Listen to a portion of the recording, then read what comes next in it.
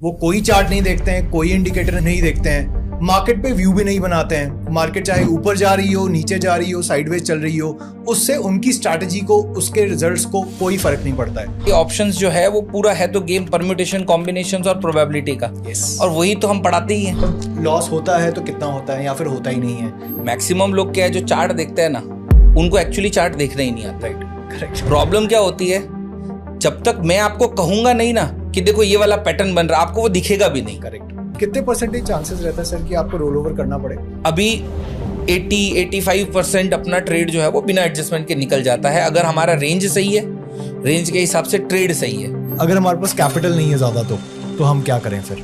मुझे ये भी बताइए कि कब ट्रेड नहीं बनेगा। आप मार्केट पे होप पे बैठे हो कि यार ऐसा हो जाए, वैसा हो जाए, नहीं, एक दिन में कोई अमीर नहीं बन सकता। अगर सिस्टमैटिक तरीके से करेंगे, मैथमेटिक्स को समझेंगे तो प्रॉफिट भी होता है और लगातार उसको प्रॉफिट बनाया भी जा सकता है। हर महीने बनाया जा सकता है 2-3%। ट्रेडिंग को एक इन्वेस्टर के माइंडसेट से सोचना पड़ता है।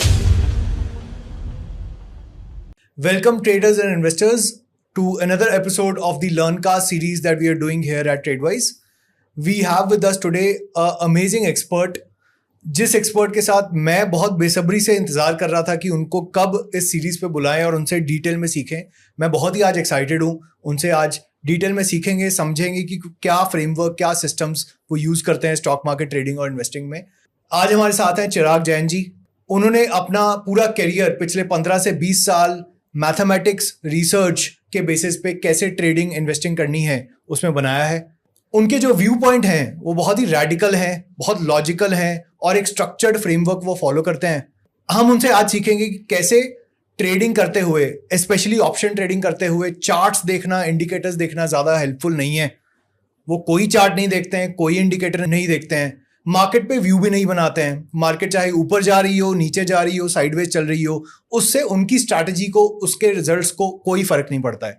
This is what intrigued me to invite him to this LearnCast series. Welcome sir, very excited to have you here and आज आपसे डिटेल में सीखेंगे कि कैसे आपने मैथ से स्टार्ट करके, रिसर्च से स्टार्ट करके ट्रेडिंग इन्वेस्टिंग में आए और फिर एक सक्सेसफुल आपने करियर बनाया। Thank you for this opportunity. कोशिश करेंगे कि जितना भी बेस्ट ऑफ माई नॉलेज है वो आपके सब व्यूअर्स तक पहुंचा सके। Yes, great to have you sir. Sir इसी से स्टार्ट करते हैं। आपने अपना करियर, आपने इंजीनियरिंग की? यस, आपने इंजीनियरिंग की and then you started your own coaching for JE students. आपने आईआईटी के स्टूडेंट्स को पढ़ाना शुरू किया, मैथमेटिक्स पढ़ाना शुरू किया और फिर वहाँ से आपने एक ट्रांजिशन किया towards your own trading journey also. मैं अभी भी पढ़ा रहा हूँ। अभी पढ़ा रहे हैं आप, तो ये स्विच कैसे हुआ?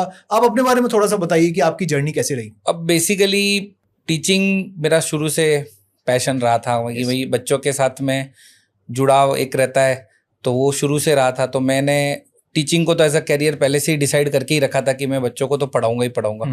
और सबसे ज्यादा स्ट्रेस रिलीव करने की जगह अगर कोई है ना तो वो है बच्चों के साथ आप क्लासरूम में बैठ जाओ। तो वो तो मेरा आज भी, इसीलिए मैं अभी भी थोड़ा बहुत समय जहाँ पे भी थोड़ा निकल पाता है तो मैं बच्चों की क्लास में चला ही जाता हूँ।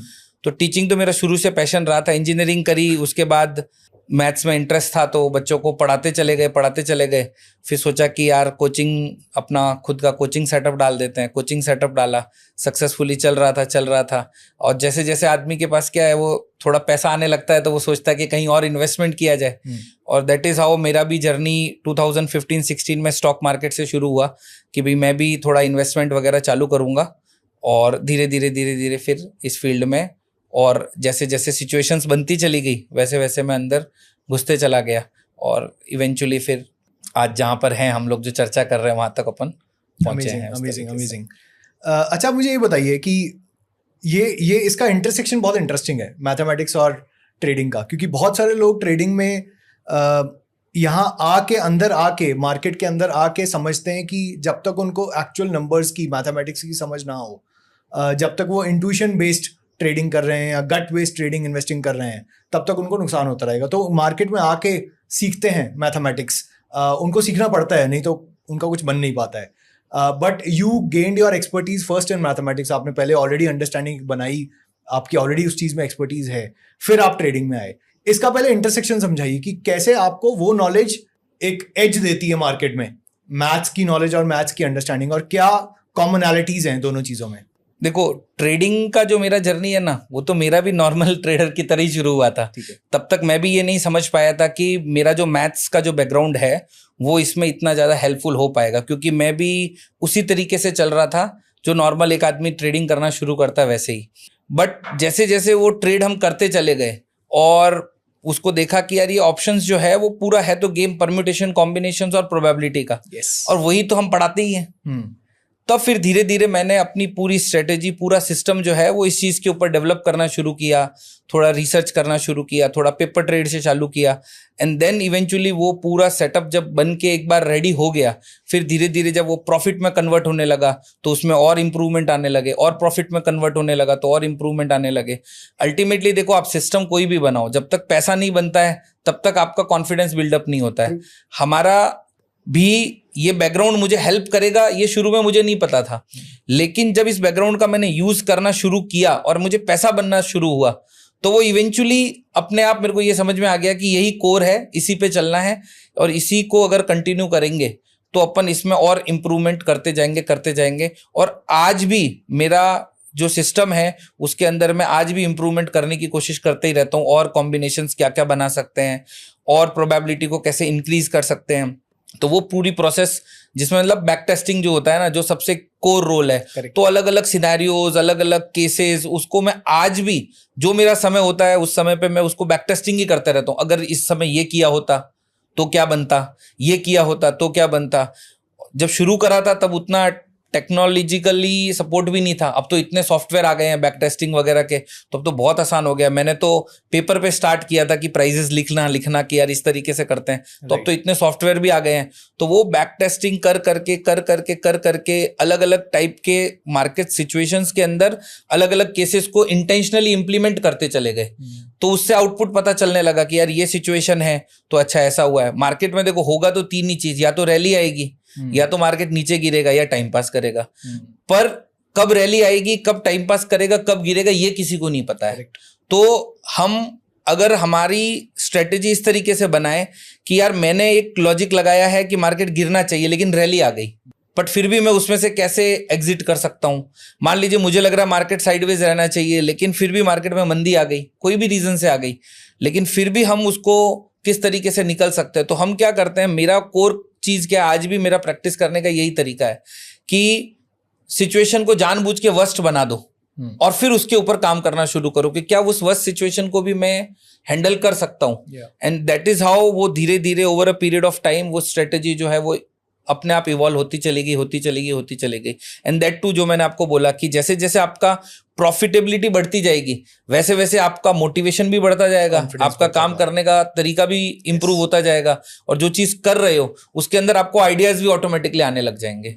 तो मेरा पूरा कोर जो है वो इसी तरीके से एक्चुअली डेवलप हुआ। तो आपने पहले जब स्टार्ट किया होगा तो नॉर्मल ट्रेडर की तरह लॉसेस भी खाए होंगे, कुछ साल सीखा भी होगा, फिर आगे आपने जो अब आप क्रैश प्रूफ सिस्टम जो आपने ऑलमोस्ट बनाया है कि कुछ भी हो जाए, रैली आए नीचे जाए, आपको ज्यादा फर्क नहीं पड़ेगा, आपका पैसा बन जाएगा। शुरुआत मेरी भी वैसी ही हुई थी। Very interesting. कितने साल लगे आपको ये सिस्टम बनाने में भी? और मुझे लगभग देखो स्टार्टिंग का 1-1.5 साल तो मेरा लॉस प्रॉफिट वो मतलब ऐसा समझो कि मस्ती वाला ही चल रहा था। कोई बहुत कोई सीरियसनेस भी नहीं। किसी ने कहा यार ये वाली चीज ट्राई करो तो ये कर ली, किसी ने कहा ये वाली कर लो तो ये वाली कर ली।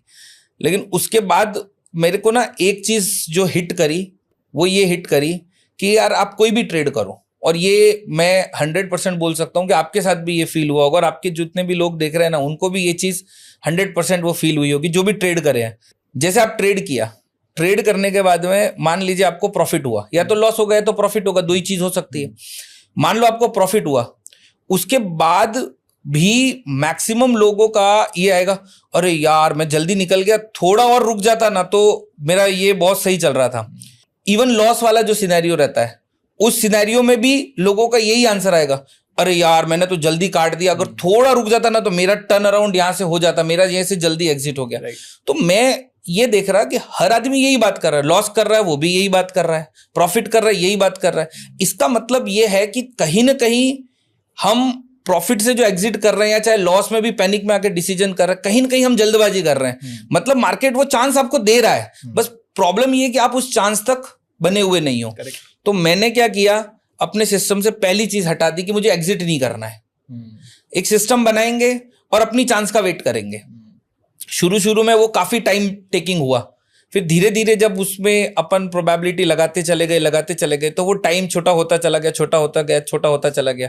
अब हमारा सिस्टम ऐसा है कि हम कोई भी सिस्टम है उसको purely adjustment based, roll over based हम चलाते हैं, और उसको बस एक बार स्टार्ट कर दिया चलाते रहते हैं। तो वो अपने आप वो पूरा का पूरा मार्केट आपको चांस दे देता है। ये स्कोप नहीं रहता कि अरे यार मैं थोड़ा रुक जाता तो मेरा ये सिचुएशन क्रिएट हो जाता, तो वो सिचुएशन अपने साथ नहीं बनती। तो अल्टीमेटली मार्केट तो क्या है, मीन रिवर्जन पे ही चलता है। और मीन रिवर्जन का मतलब है कि आपका प्रॉफिट है तो भी, चाहे लॉस है तो भी, आपकी एग्जिट जल्दी हो गई तो आपको ऐसे ही लगता है, और जिससे भी पूछो जवाब यही आता है। तो हमने उसको टाइम बेस्ड ट्रेडिंग, उस तरीके से कंसेप्ट को मैंने डेवलप करना शुरू किया, और फिर उस तरीके से अपन ने ट्रेड जो है वो स्टार्ट किया। बहुत इंटरेस्टिंग है, क्योंकि अगर आप इसको ज्योमेट्री वाइज भी देखें तो जब भी कोई इंसान चार्ट देख रहा होता है तो चार्ट है क्या, एक्स एक्सिस पे टाइम है, वाई एक्सिस पे प्राइजेस हैं, और ज़्यादातर लोगों का ध्यान वाई एक्सिस पे होता है, प्राइस पे होता है कि प्राइस आज यहाँ है, टारगेट यहाँ बनेगा, स्टॉप लॉस यहाँ बनेगा, और उसी के हिसाब से लोग स्ट्रैटेजीज बनाते हैं, लोग ट्रेडिंग करते हैं। बट आपने पूरा फोकस एक्चुअली एक्स एक्सिस पे ले आए, टाइम पे ले आए कि मैं यहाँ एंटर करूंगा, यहाँ एग्जिट करूंगा, इसके अंदर जो मर्जी हो, ऊपर जाए नीचे जाए, न्यूट्रल रहे, साइडवेज रहे, मैं अपना पैसा बना के निकल जाऊंगा। You playing with the probability. नहीं, इसमें भी एक इंपॉर्टेंट चीज है, मैक्सिमम लोग क्या है जो चार्ट देखते हैं ना, उनको एक्चुअली चार्ट देखना ही नहीं आता। Right, correct. प्रॉब्लम क्या होती है, जब तक मैं आपको कहूंगा नहीं ना कि देखो ये वाला पैटर्न बन रहा, आपको वो दिखेगा भी नहीं। Correct, yes. आपको अगर मैं रैंडम कोई चार्ट ओपन करके दे दूं और कहूं कि देखो यहाँ पे ये वाला पैटर्न बन रहा है, जब कोई दिखाता है कि देखो ये वाला पैटर्न बन रहा है, तो ये तो क्या होता है कि ये तो बेसिक साइकोलॉजिकल बात है। रोड पे चल रहे हो, कोई ऐसे पत्थर पे भी कुछ ऐसे बना हुआ और देखो अरे मेरे को वहां पे इस तरीके की इमेज दिख रही है, तो आपको पिक्चर भी फिर वही जाती है। तो वो चार्ट के ऊपर भी वैसे ही होता है। मैंने कई बार कोशिश करी कि मैं यार अपने से देखूं मुझे कोई पैटर्न दिख रहा है क्या, वो दिखता ही नहीं है। ट्रेंड लाइन लोग बना लेते हैं कि ये ट्रेंड लाइन, कोई भी टॉप कोई भी बॉटम किसी को भी कनेक्ट कर देते हैं, देखो ये ट्रेंड लाइन है। ये कुछ तो लॉजिक होना चाहिए कि यार हमेशा इस वाली चीज को इस वाली चीज से ही कनेक्ट करना है, तो हम डिसीजन ले पाए। हर बारी आप अलग अलग चीज को, कोई भी दो टॉप को कनेक्ट कर दिया तो ऐसे तो आप कितनी भी लाइन बना सकते हो, क्योंकि टॉप्स तो अलग अलग बनते रहते हैं।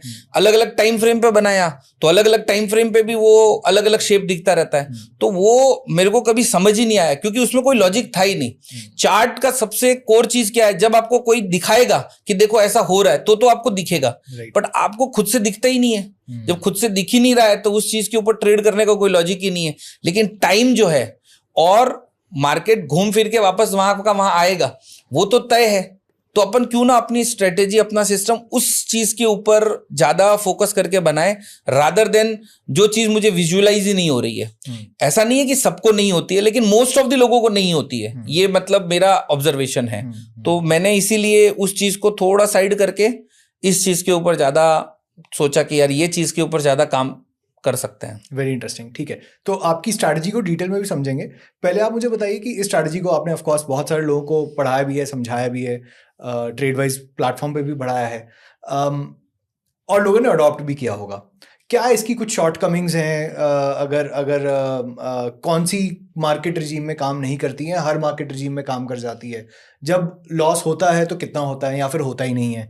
क्या रिस्क एसोसिएटेड है? पहले वो डिस्कस कर लेते हैं, फिर स्ट्रैटेजी पे चलते हैं। बिल्कुल। देखो, इसमें दो बहुत इंपॉर्टेंट चीज है। मैक्सिमम लोग कहाँ गड़बड़ कर रहे हैं वो पहले समझना बहुत जरूरी है। मैक्सिमम लोग गड़बड़ कहाँ कर रहे हैं, या तो वो स्ट्रेटेजी को लेके चिपके बैठे हैं कि इसी स्ट्रेटेजी पे काम करना है, या वो डायरेक्शन को लेके चिपके बैठे हैं कि इसी डायरेक्शन पे काम करना है। प्रॉब्लम ये है कि हर एक स्ट्रेटेजी और हर एक डायरेक्शन एक साथ काम कर ही नहीं सकता, क्योंकि अगर कर सकता होता तो फिर तो कुछ करने की जरूरत ही नहीं है। मेरा जो कोर कंसेप्ट है वो प्योरली कैलेंडर स्प्रेड्स है। ओके, ठीक है। ऑप्शन को सेल करना है क्योंकि वहां पे मुझे प्रीमियम का बेनिफिट मिलता है, थीटा का बेनिफिट मिलता है, और उसमें भी कॉल ऑप्शंस के मैं प्रेफरेंस देता हूं, क्योंकि कॉल ऑप्शंस को रोल ओवर करने में आपको जो बेनिफिट मिलता है वो बेनिफिट बहुत ज्यादा मिलता है। मैं आपको एक छोटी सी कैलकुलेशन, सिंपल सी चीज एक्सप्लेन करता हूं। और बहुत सारे लोगों को हो सकता है ग्रीक्स की समझ भी ना हो। ग्रीक्स का काम ही नहीं है। मैं आपको बताऊं, मैं आपको एक बहुत सिंपल सी चीज, बहुत एक सिंपल कैलकुलेशन बताता हूं, और उसको आप आराम से देख भी सकते हैं, कोई भी नॉर्मल आदमी उसको देख भी सकता है। जैसे सपोज करो कि इस वीक का कोई भी ऑप्शन चल रहा है, उसका कोई भी स्ट्राइक है, उसका कुछ प्राइस चल रहा है, अगले वीक का कॉल ऑप्शन का वही स्ट्राइक का प्राइस देखोगे तो रिलेटिवली ज्यादा होता है, ठीक है। एटीएम के आसपास का ऑप्शन होता है तो थोड़ा प्राइस वेरिएशन ज्यादा होता है, थोड़ा दूर का इन द मनी है तो उसमें कम होता है, ओटीएम है तो ऑलमोस्ट जीरो हो चुका होता है तो हो सकता है कि वो रोल ओवर कितना भी बेनिफिट आपको मिल सकता है, लेकिन वो ज्यादा होता है। हमने क्या किया कि पिछले 5 साल हर दिन हम क्या करते हैं, 10 बजे, 12 बजे और 2 बजे ऑप्शन चेन का फोटो खींच लेते हैं, ओके। और करंट ऑप्शन चेन, अगली option chain, month on month, week on week कितना डिफरेंस आ रहा है, 1000 पॉइंट इन द मनी तक और 1000 पॉइंट ओटीएम तक, सारी स्ट्राइक्स का हम एवरेज निकालते रहते हैं, डिफरेंस का। yes. और उन सब एवरेजेस का जब आप एवरेज करते हो, कभी हाई वीक्स रहा होगा, कभी लो वीक्स रहा होगा, कभी कोई बड़ी न्यूज आई होगी, कभी कुछ नहीं होगा, कभी मार्केट फ्लैट होगा, तो 5 साल में लगभग सब तरीके के सिनेरियोज आ गए। तो वो जो एवरेज हमने करा वो एवरेज लगभग 70 to 80 पॉइंट्स का आता है, ओके। 70 to 80 पॉइंट्स का कॉल ऑप्शन के अंदर रोल ओवर बेनिफिट, किसी डिफरेंस वीकली किसी हफ्ते आपको 100-150 रुपए महंगा मिल जाएगा, किसी हफ्ते 50 रुपए महंगा मिलेगा, ऑन एन एवरेज 80 रुपए, कभी 20 रुपए महंगा मिलेगा, कभी विक्स हाई है तो 150 रुपए का भी मिल जाता है। ऑन एन एवरेज जो है वो 70 to 80 के बीच में वो रोल ओवर बेनिफिट अपने को मिलता है।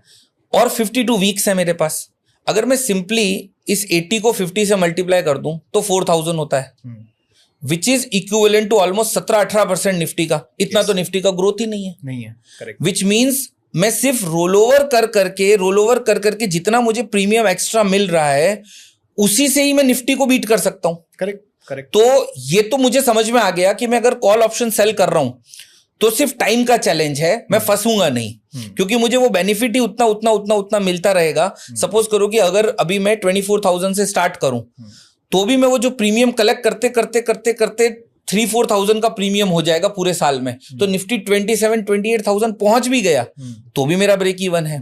तो पहली चीज तो मुझे ये समझ में आई कि यार रोल ओवर बहुत जरूरी है। आप स्टॉप लॉस करके या वैसे निकल जाओगे तो वो तो एक तरीके से ये सिचुएशन हो गई, बट अगर आप वो रोल ओवर करते जाओगे तो इवेंचुअली मार्केट का जो रिटर्न है वो उससे कम ही आने वाला है। तो पहली चीज तो मैंने ये बिठा दी कि यार मैं रोल ओवर पे ही चलूंगा। पर रोल ओवर में एक सबसे बड़ी प्रॉब्लम क्या है कि अगर मान लीजिए आपने ट्रेड लिया और उसी हफ्ते बड़ी मूव आ गई तो जब तक वापस वो नीचे नहीं आता तब तक आपको कोई बेनिफिट मिलेगा नहीं, क्योंकि वो बहुत इन द मनी हो गया है। तो उसके प्रोटेक्शन के लिए हमने क्या स्टार्ट किया कि थोड़ा ओटीएम फार एक्सपायरी का अपन बाय करते चले, which is basically a calendar spread. बस यही पूरा कोर कंसेप्ट है।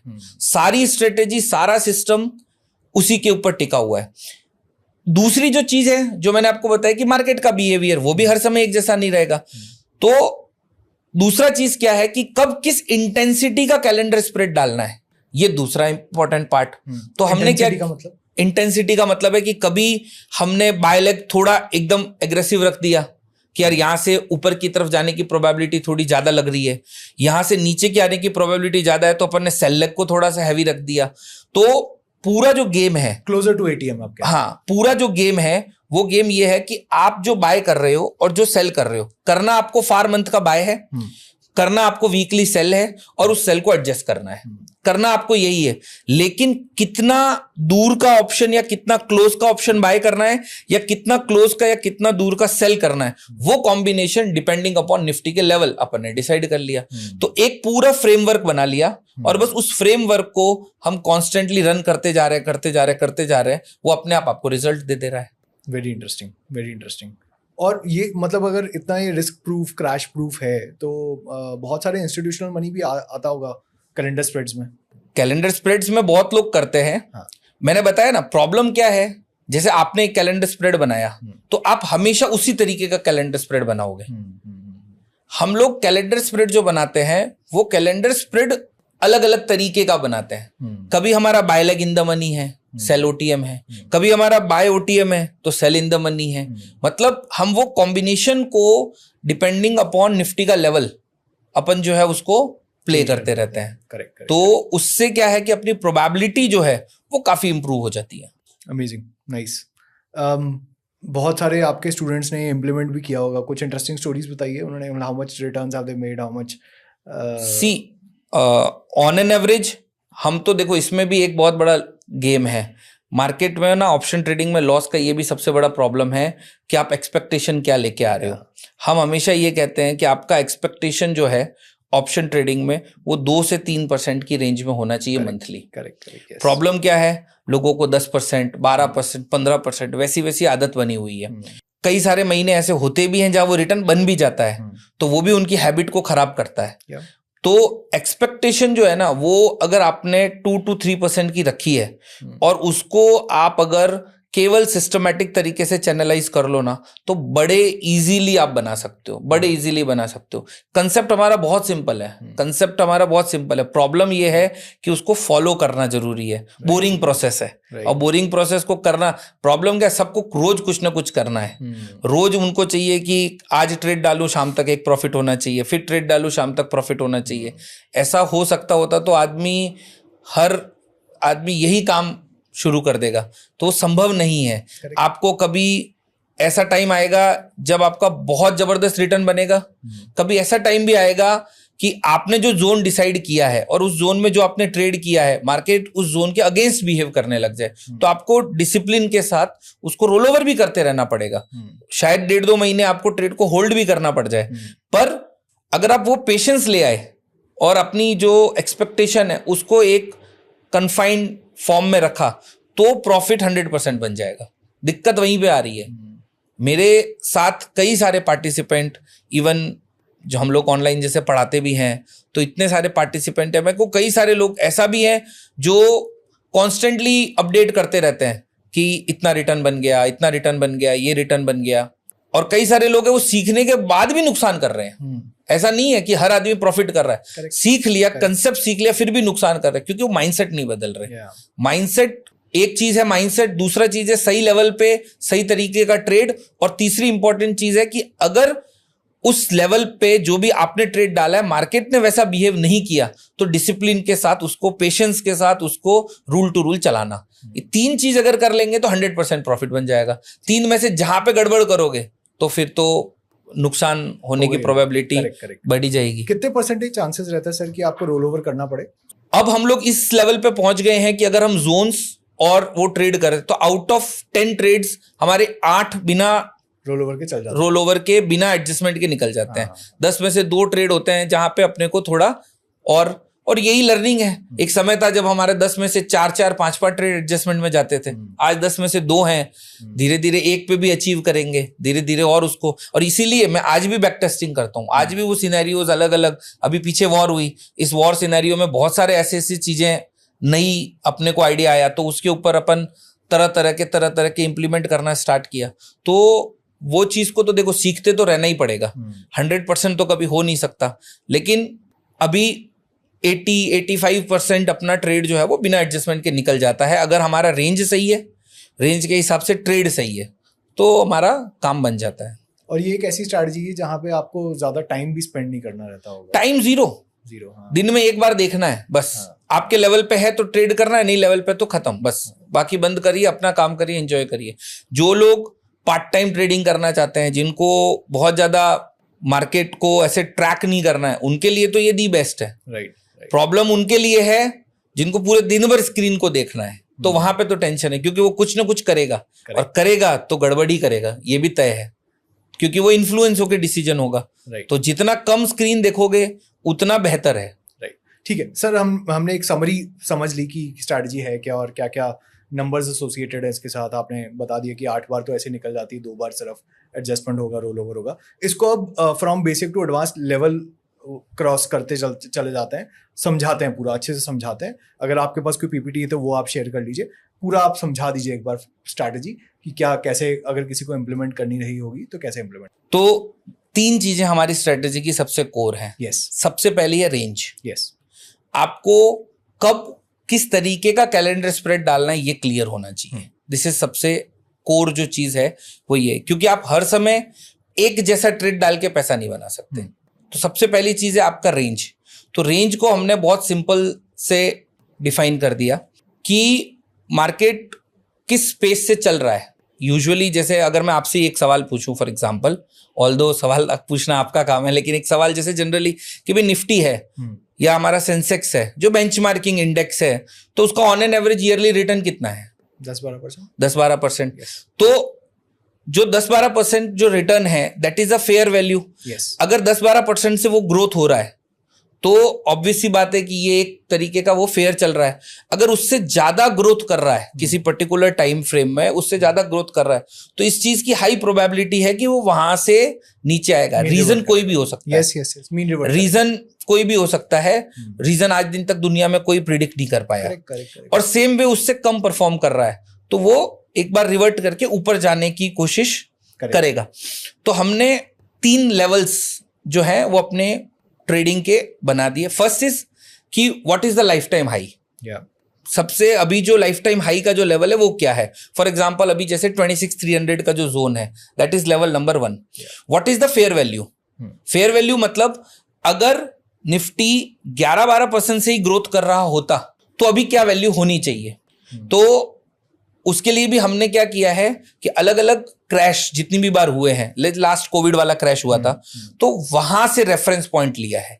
उसके पहले जैसे 2015 में जब क्रैश हुआ था, उसके पहले 2008 में जब क्रैश हुआ था 2000, तो हमने अलग अलग क्रैश को रेफरेंस पॉइंट करते हुए वहां से लेके नेक्स्ट क्रैश तक, और क्रैश का मतलब 25% से ज्यादा का फॉल, तो वो अलग अलग अपन ने रेफरेंस पॉइंट्स जो हैं वो अपन ने लिए हैं। तो हमारा लास्ट रेफरेंस पॉइंट जो है वो है कोविड वाला।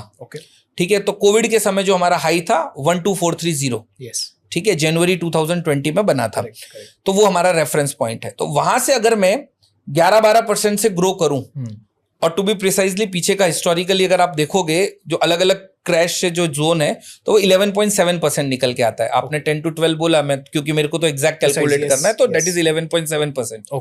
तो अगर 11.7% से ही वो ग्रोथ कर रहा होता तो अभी ऑलमोस्ट 6 साल हो गए, तो कहां होना चाहिए? That is fair value.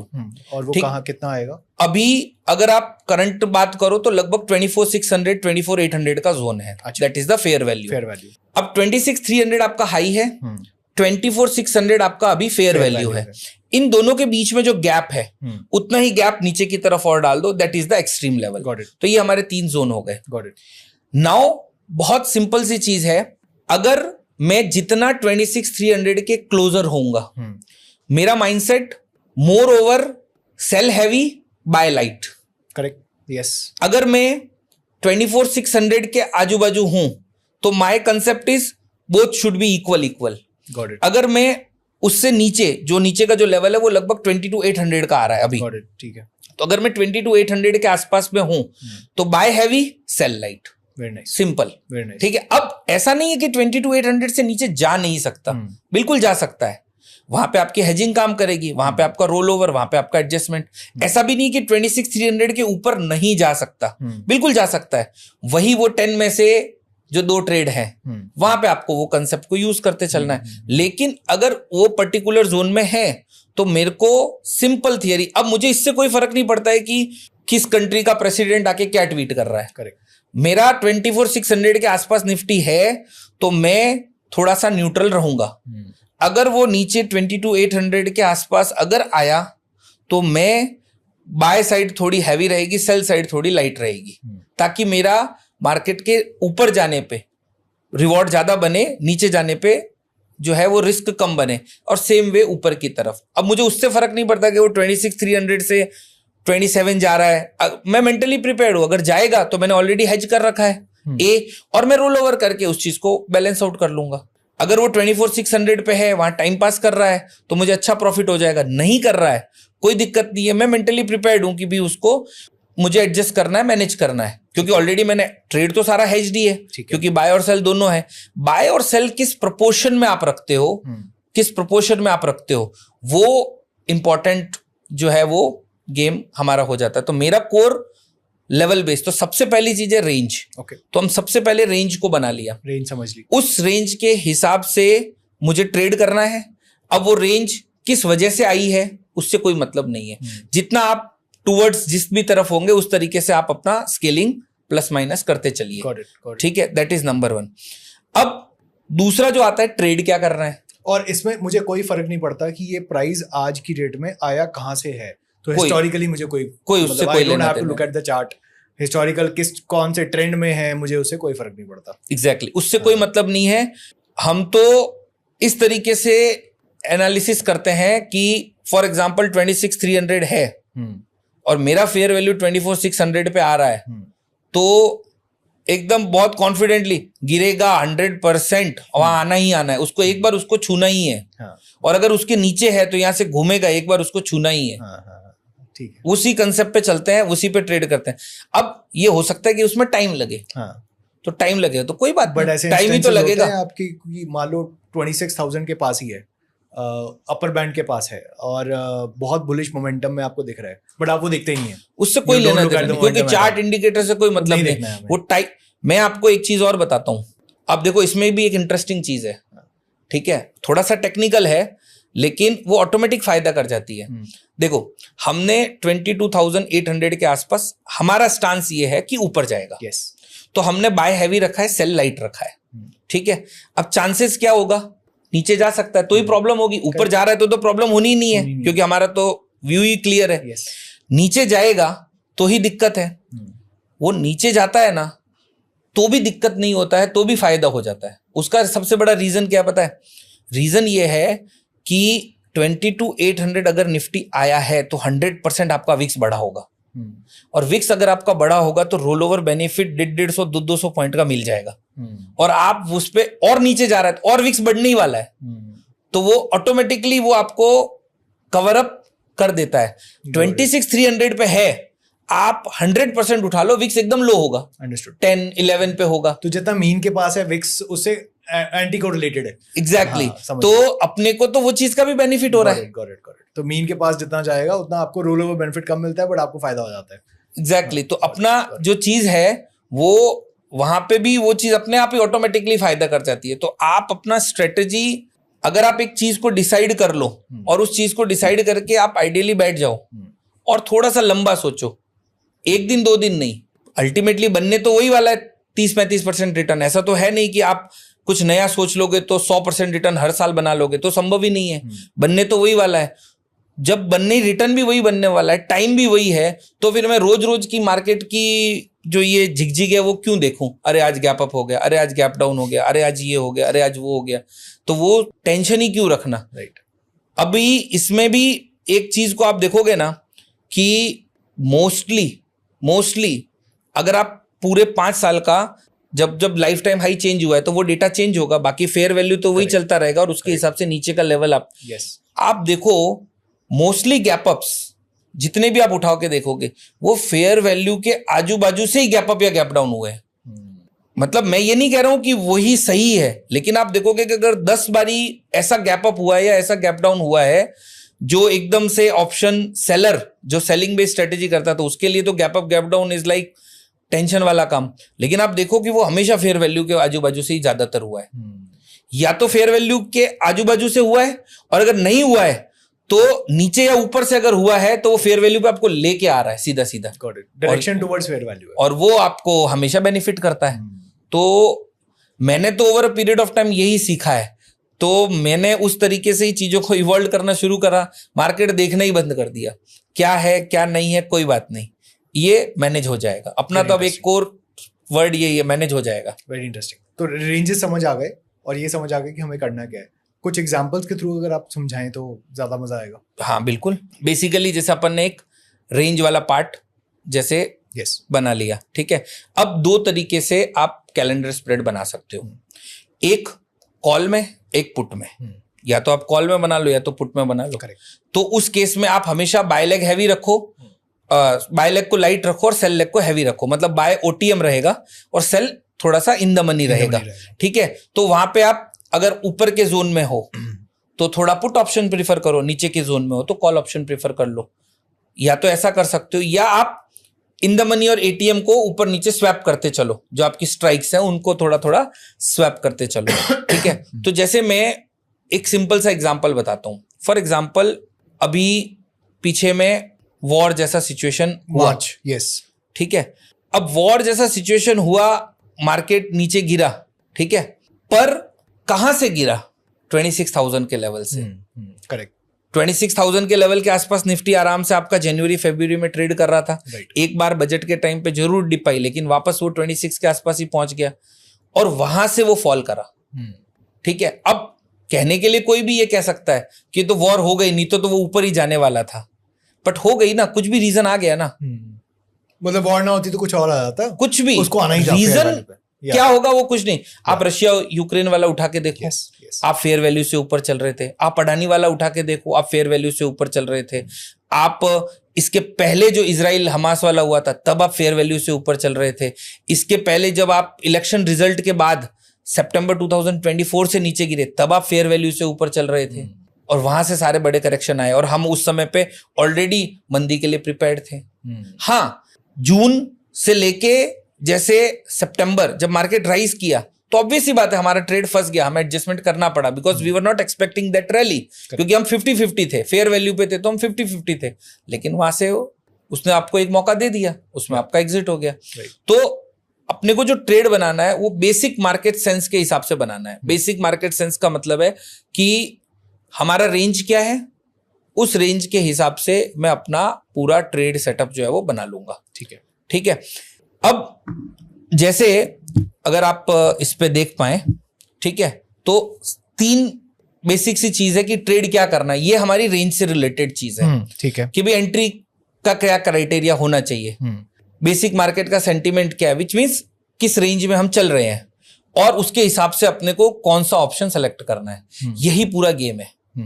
This is the game. अगर आप ये गेम समझते हो तो बाकी का तो ठीक है, प्रॉफिट आएगा, नहीं तो एडजस्टमेंट, प्रॉफिट नहीं तो एडजस्टमेंट। तो एंट्री करने के लिए सबसे पहली चीज, आप किस जोन में हो तो आपको किस तरीके का सेटअप बनाना है, दैट इज नंबर 1। ठीक है, मैं आपको तीनों एग्जांपल बता दूंगा कि भाई इस तरीके के जोन में ये सेटअप बनाना है, इस तरीके के जोन में ये सेटअप बनाना है, इस तरीके के जोन में ये सेटअप बनाना है। नंबर 1, ठीक है। मार्केट के 3 ही टाइप के सिनेरियो हो सकते हैं, या तो आप फेयर वैल्यू के आसपास होंगे, या तो लाइफ टाइम हाई के आसपास होंगे, या तो एकदम एक्सट्रीम लो या उसके नीचे होंगे। 3 ही सिनेरियो हो सकते हैं। ठीक है, उन 3 सिनेरियो के हिसाब से अगर आप ऊपर की तरफ हो, तो आपको पूरा का पूरा जो सेटअप है वो पुट साइड पे बनाना है। पुट साइड पे बनाना है का मतलब है कि आपको वो सेटअप उस तरीके से क्रिएट करना है कि भाई मार्केट के नीचे जाने पे मुझे एडवांटेज हो, कंसोलिडेशन पे भी एडवांटेज हो, ऊपर जाएगा तो मैं मैनेज करूंगा। सेम वे एग्जैक्टली एकदम बॉटम वाली साइड पे है तो आपको कॉल ऑप्शन में बनाना है। तो वहां पे आपका रोल बहुत सिंपल है कि अगर मार्केट ऊपर जाएगा तो मुझे बेनिफिट होगा, मार्केट कंसोलिडेट करेगा तो मुझे बेनिफिट होगा, अगर वहां से भी मार्केट नीचे गया तो मेरे को चीजों को बैलेंस करना है। और अगर आप फेयर वैल्यू के आजू बाजू कहीं पे भी हॉवर कर रहे हो तो आपको ईदर कॉल और पुट कोई सा भी आप चूज कर सकते हो। उसमें हम कॉल को थोड़ा प्रेफरेंस ज्यादा देते हैं क्योंकि उसमें रोल ओवर बेनिफिट्स अच्छा रहता है। ठीक है, फिर आप इसको मल्टीपल भी कर सकते हो। जैसे फॉर एग्जांपल आप 5 लॉट में कर रहे हो, ऐसा तो है नहीं कि भाई एक ही ट्रेड कर लिया, 5 लॉट में कर रहे हो तो ऊपर की तरफ है तो हमें पता है कि पुट में बनाना है, लेकिन चांसेस तो है कि मार्केट ऊपर भी जा सकता है और भी, तो यार 4 लॉट मैंने पुट के डाल दिए, एक सेफ्टी के लिए कॉल का डाल दिया। अगर मैं एकदम मिडल में हूं तो 3 कॉल के डाल दिए, 3 पुट के डाल दिए, या 2 दोनों के डाल दिए, या एक दोनों के डाल दिए, थोड़ी गुंजाइश रख ली कि जिस भी तरफ मार्केट जाएगा तब ऐड कर लूंगा। सेम वे नीचे की तरफ। तो अगर आप मल्टीपल लॉट से कर रहे हो तो आप वो भी चीज को ऐड कर सकते हो, उससे आपका रिवॉर्ड थोड़ा घट जाएगा क्योंकि ऑब्वियस ही बात है कि पूरा एक जैसा रखते तो ज्यादा रिवॉर्ड आता। एक आपने रखा है तो वो एक को तो नलीफाई कर देगा, तो रिवॉर्ड तो 3 का आएगा, लेकिन रिस्क भी 3 का है। तो रिस्क भी आपकी रिड्यूस हो जाएगी। तो तीसरा जो सबसे इंपॉर्टेंट पॉइंट है कि आप ऑप्शंस जो सिलेक्ट कर रहे हो, कॉम्बिनेशन जो सिलेक्ट कर रहे हो, वो किस तरीके से सिलेक्ट करना है। तो जिसकी जितनी कैपिटल उतना कंजर्वेटिव रहना है। वन गो में नहीं जाना है। मान लो मैं 10 लॉट में काम कर सकता हूं तो मुझे 10 लॉट में कर सकता हूं और मेरा रेंज भी अपर वाला है, फिर भी मैं 7 लॉट ही पुट के डालूंगा या 8 ही पुट के डालूंगा, 2 कॉल के डाल दूंगा। ठीक है, तो थोड़ा सा उसमें हम कंजर्वेटिव भी हो जाते हैं और उससे क्या होता है कि एक एडवांटेज ये भी मिल जाता है कि इन केस कोई वैसा सिचुएशन बन गया कि भाई एकदम वन वे रैली आ गई या वो आ गई तो अपने को कुशन मिल जाएगा। वहां पे क्या है, अपने को एक सेफ्टी नेट मिल जाती है। तो ऑप्शन का जो सिलेक्शन है वो सबसे क्रूशियल है, वो सबसे इंपॉर्टेंट पार्ट होता है। तो एक लॉट में कर रहे हो तो टॉप पे पुट करो, बॉटम पे कॉल करो, मिडल में कोई भी कर सकते हो, पर कॉल को प्रिफर करो। फिर डिपेंडिंग अपॉन जितना ऊपर है या नीचे है, अब एग्जैक्टली तो ऐसा होगा नहीं कि वहीं पे होंगे, उन दोनों रेंज के मिडल में भी हो सकते हैं, तो आप पुट प्रिफर कर दो। इन दोनों के मिडल में है तो कॉल प्रिफर कर दो। वो थोड़ा आप उस तरीके से हल्का सा अपना माइंड अप्लाई कर सकते हो। And the second thing, multiple lots में कर रहे हो तो थोड़ा सा कुशनिंग दे दो कि आप ट्रेड टू ट्रेड भी हेज कर रहे हो। ट्रेड तो आपका हेज है ही, पर ट्रेड टू ट्रेड भी आप हेज कर रहे हो। ठीक है, ये हो गया अपना सिंपल।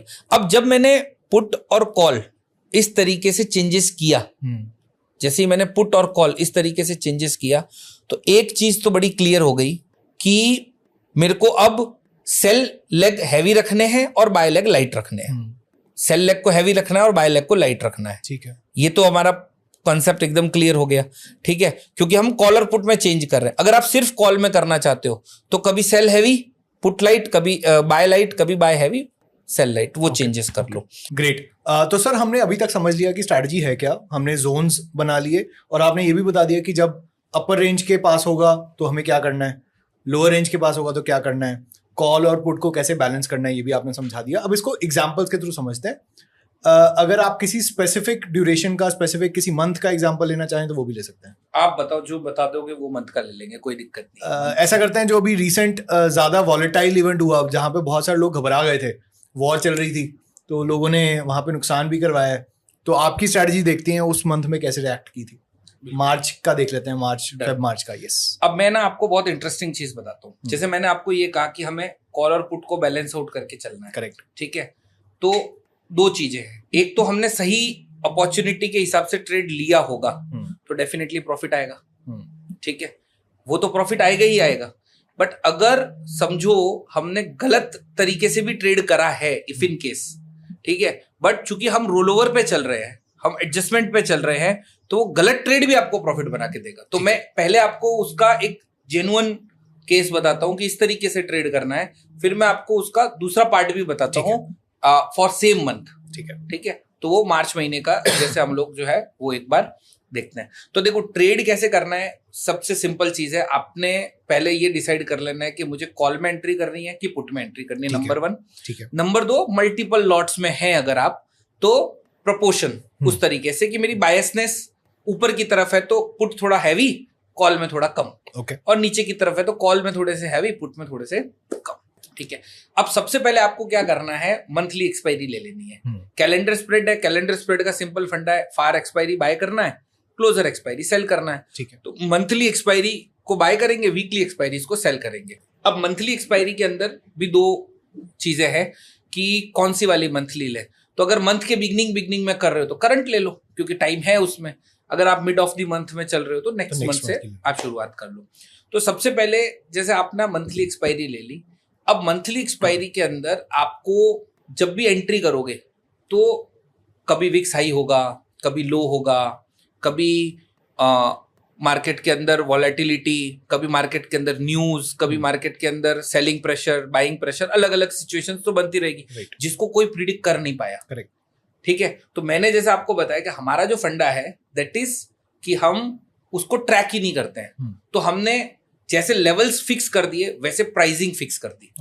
तो पहला मेरा प्राइसिंग क्या है कि मंथली एक्सपायरी में जो भी ऑप्शन 200 के आसपास चल रहा है मैं उसको ही बाय करूंगा। क्या उसकी रीजनिंग क्या है? हाँ, उसकी मैं आपको एक सिंपल सी रीजनिंग बताता हूँ। हमने ऐसे 3 प्राइस पॉइंट जो है वो सेलेक्ट करे हैं, 200, 150 एंड 450। ओके, 150 और 450 सेलिंग के लिए है, 200 वो बाइंग के लिए है। अच्छा, वो आए कैसे, वो भी बड़ा इंटरेस्टिंग है, वो भी मैं जस्ट आपको एलिब्रेट कर। जैसे मैंने अभी आपको बताया कि लास्ट 5 साल में हमने जो रोल ओवर बेनिफिट्स जो हैं, उस रोल ओवर बेनिफिट्स को एवरेज आउट किया। तो वो एवरेज आउट करते समय ये चीज हमने सबसे ज्यादा सेंस करी कि जो सबसे ज्यादा स्विंग है,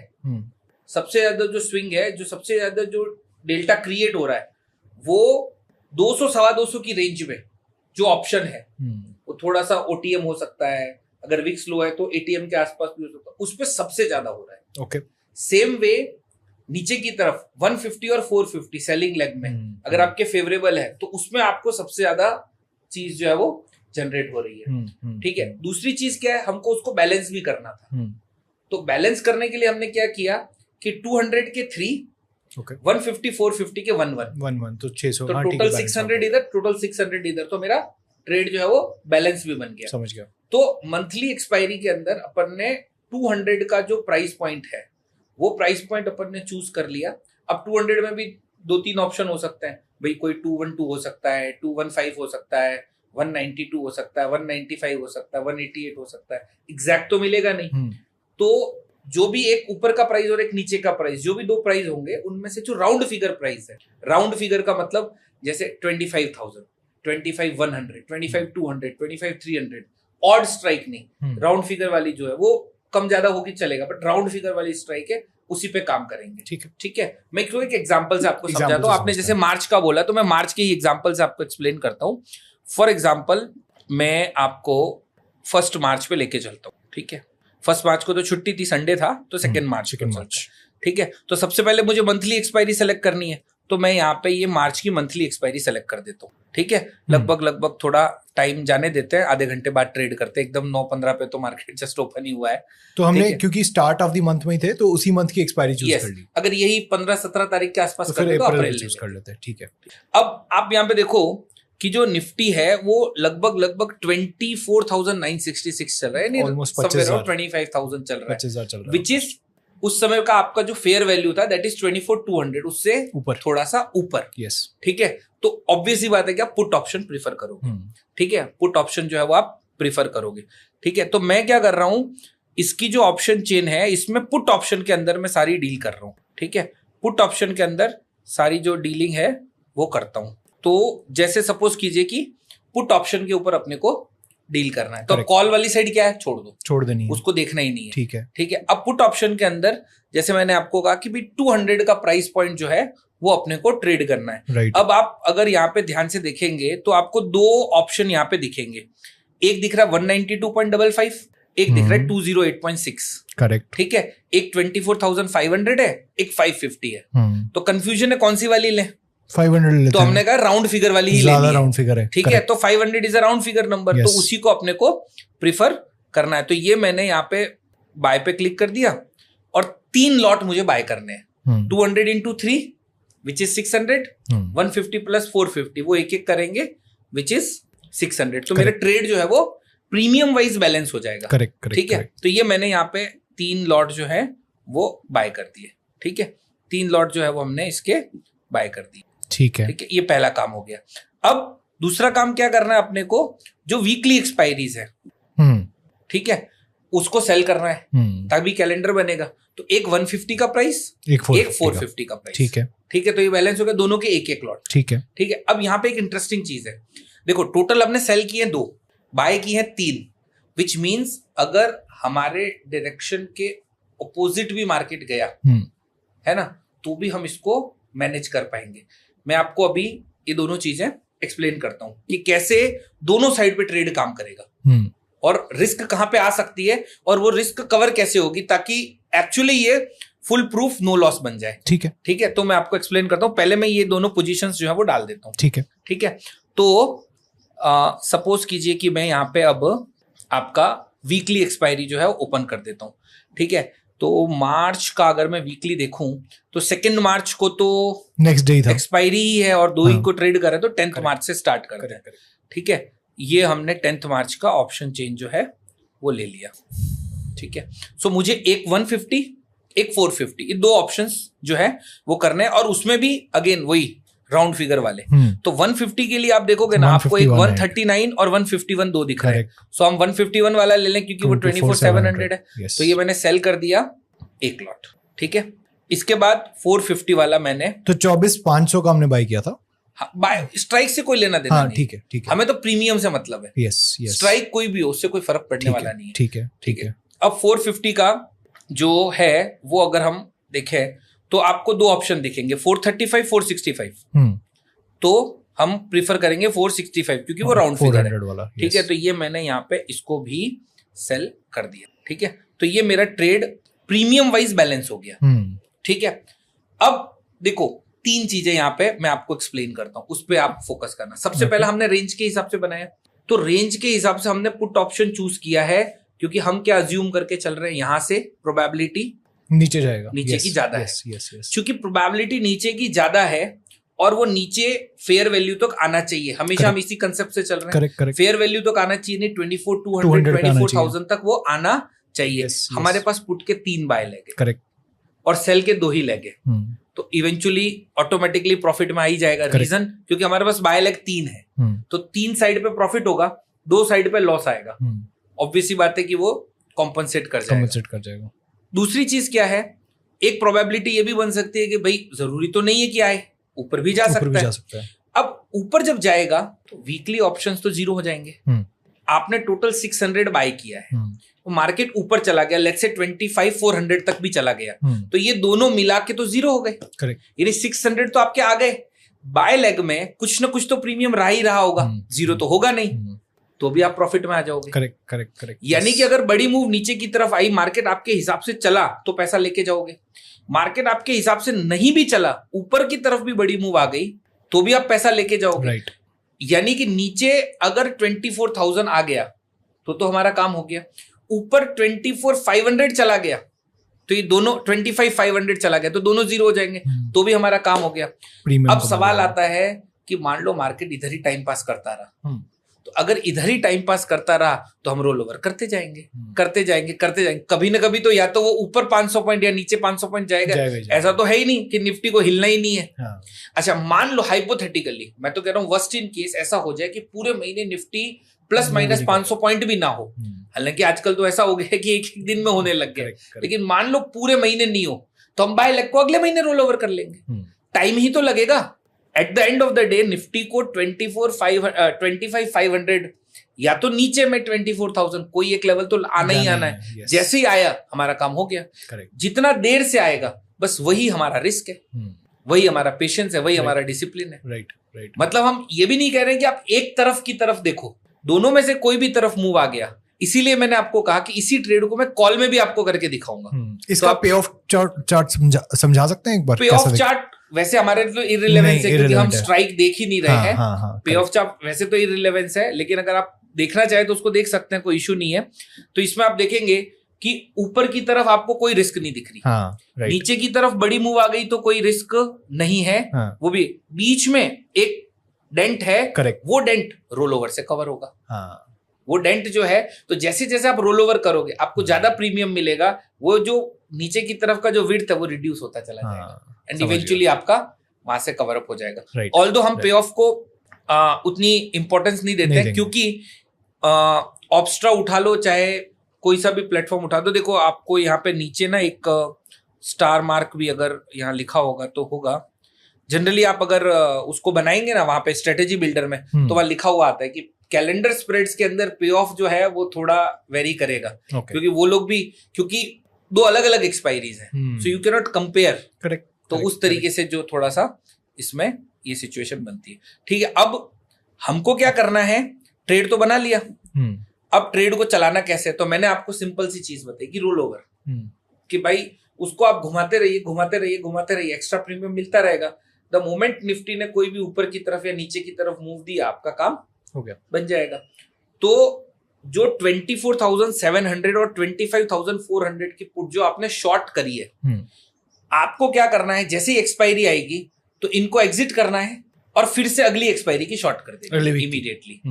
पहले क्या होता था कि हम 10 की है तो 10 को भी कर सकते थे, पर अब चूंकि कैलेंडर स्प्रेड पे मार्जिन बेनिफिट हटा दिया है, तो अपने को 10 वाला जो है वो 9 डेट को कर लेना है, क्योंकि 10 डेट को आपको वो मार्जिन बेनिफिट नहीं लगेगा, तो इसमें पूरा मार्जिन लगेगा सेल का, तो फिर बहुत कॉस्टली हो जाएगा, उसके सामने फिर रिटर्न फिर छोटा हो जाएगा।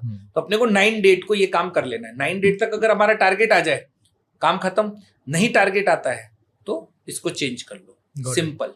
ठीक है, अब टारगेट क्या, ये भी एक क्वेश्चन है कि भाई कितना टारगेट, क्या टारगेट होगा। ठीक है, तो लगभग ये स्प्रेड आप बनाओगे तो 1.5 लाख रुपीस के आसपास का आपका कैपिटल लगेगा ऑप्शन सेलिंग।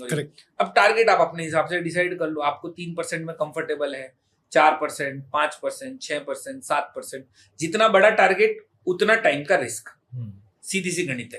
टारगेट सारे आएंगे, यू कैन टेक 10% का टारगेट भी, बट टाइम ज्यादा लगेगा।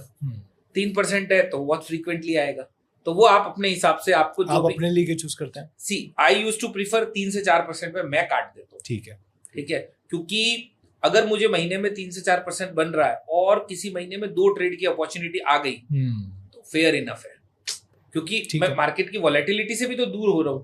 तो मैं usually 3 to 4% is my exit criteria, and अगर मेरे को किसी महीने अर्ली एग्जिट हो गया है तो 2 अपॉर्चुनिटी मिल गई तो फेयर है मेरे लिए। बाकी हर एक का देखो अपना अपना एपेटाइट। ठीक है। एक नॉर्मल आदमी को स्टार्ट 3% से करना चाहिए। ठीक है, 93% तो लॉस ही कर रहे हैं। करेक्ट। आप 3% रिटर्न बनाओ, वो भी तो पहले बनाओ, वो भी तो इम्पोर्टेंट है। पहले आप उस 7% में तो आओ कि जो प्रॉफिट कर रहे हैं, फिर बड़े प्रॉफिट की चर्चा करेंगे। तो ये सबसे इंपॉर्टेंट। अब देखो मैं इसको एक एक दिन रन करके देखता हूँ, ठीक है। तो मान लेते हैं एक दिन के बाद, देखो एक ही दिन में इसमें 3175 का आपको प्रॉफिट दिख रहा है, ठीक है। एक और दिन के बाद देखो आप लगभग 2720 के आसपास का आपको प्रॉफिट दिख रहा है। एक और दिन के बाद 4351 का प्रॉफिट दिख रहा है। एक और दिन के बाद, अच्छा मार्केट किस डायरेक्शन में मूव कर रही है वो भी देख लेते हैं। देखिए मैं एकदम वापस बैक चलता हूँ 2 मार्च में। हाँ ठीक है, अभी आप निफ्टी का लेवल देखिए 24,996, 25,000 मान के चल रहे हैं। एक दिन के बाद 24,413 थोड़ी नीचे आई है, तो हमारी सही डायरेक्शन में जा रही है, जो हमने प्रेडिक्ट किया था या जो सोचा था। नीचे जा रही है, राइट, लेकिन अच्छी खासी नीचे गई है, अच्छी खासी नीचे गई है। 400-500 पॉइंट का डिफरेंस आया है। करेक्ट, ठीक है। फिर एक आध दिन के बाद और देखिए तो वहीं पे टाइम पास करिए 24,600, तो प्रॉफिट पे कोई डेंट नहीं है। एक आध दिन के बाद और देखा तो भी वहीं पे कर रही है, लेकिन आपका प्रॉफिट बढ़ रहा है। रीजन क्योंकि थीटा का डीके हो रहा है, yes. क्योंकि वो तो वहीं के ऑप्शन है, तो ये प्रॉफिट आपका बढ़ता जा रहा है। अब ये 9 मार्च और आप एकदम से प्रॉफिट में राइज देखिए। एक्चुअली क्या हुआ, 1000 पॉइंट का गैप डाउन हो गया और आपका प्रॉफिट एकदम से बूस्ट कर गया। क्योंकि आपका कंसेप्ट वही था कि भी मार्केट नीचे की तरफ जाएगा, बड़ी मूव आ सकती है, क्योंकि आप हायर जोन्स पे हो। वो आई, आपको प्रॉफिट हुआ। जब तक नहीं आई थी तो भी प्रॉफिट चल रहा था, प्रॉफिट में कोई डेंट नहीं था, लेकिन एक ही ट्रेड आपको 7-8% बना के दे गया। क्योंकि जैसे अब इमेजिन कीजिए कि अगर पूरे साल केवल 2 बार आपका मीन रिवर्जन राइट हो, काम हो गया। करेक्ट। 7-8%, 10%, ये 12% का रिटर्न है। 2 बार मतलब 24% तो यही निकल गया। बाकी आप हर महीना सिर्फ 1.5% भी कर दिया तो भी काम हो गया, बन गया। करेक्ट। बट वो 2 महीने जो है ना, वो 2 महीने आपको तभी मिलेंगे जब आप 12 के 12 महीने डिसिप्लिन रहोगे। ट्रू, ये जरूरी है। राइट। रिवर्जन जो है वो आपको 6 से 8 बार मिलेगा, पर वो मिलेगा तभी जब आप 12 के 12 महीने जो आपने फरवरी में फॉलो किया हो, जनवरी में भी फॉलो किया हो, मार्च में भी फॉलो किया होगा तो ही मिला होगा, नहीं तो नहीं मिला होगा। ठीक है, तो ये आपने एकदम से वो गैप डाउन हुआ और आपको ये सिचुएशन जो है वो बन गई। करेक्ट। अब यही चीज को मैं कॉल में आपको करके दिखाता हूँ, यही सेम चीज। अच्छा चिराग सर, मुझे ये भी बताइए कि कब ट्रेड नहीं बनेगा, ये भी मुझे जानना है। कि इसमें तो लग रहा है कि हर हफ्ते हम ट्रेड ले सकते हैं। बिल्कुल ले सकते हैं। हाँ, और हर हफ्ते ले सकते हैं, बिल्कुल ले सकते हैं, हर हफ्ते लेंगे। ठीक है, पर इसमें एक बहुत इंपॉर्टेंट चीज है, वो भी मैं आपको बताता हूँ। देखिए आपका एवरेज रोल ओवर बेनिफिट क्या है? राइट, 70 to 80 पॉइंट्स कॉल में और पुट में।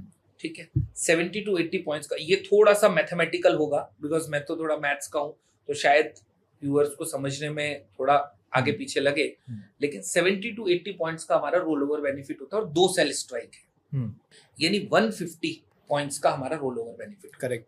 ठीक है, 150 पॉइंट्स का हम एवरेज मान के चलते हैं कि रोल ओवर बेनिफिट। हमने मार्च में 10th की एक्सपायरी ली है और मार्च के एंड आने में हमको 3 रोल ओवर मिलेंगे।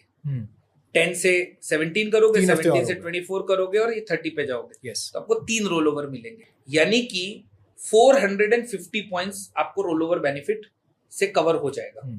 ठीक है, तो उसका डबल जो गैप है ना बाय और सेल के बीच में, बाय और सेल के बीच में, वो 900 से ज्यादा नहीं होगा।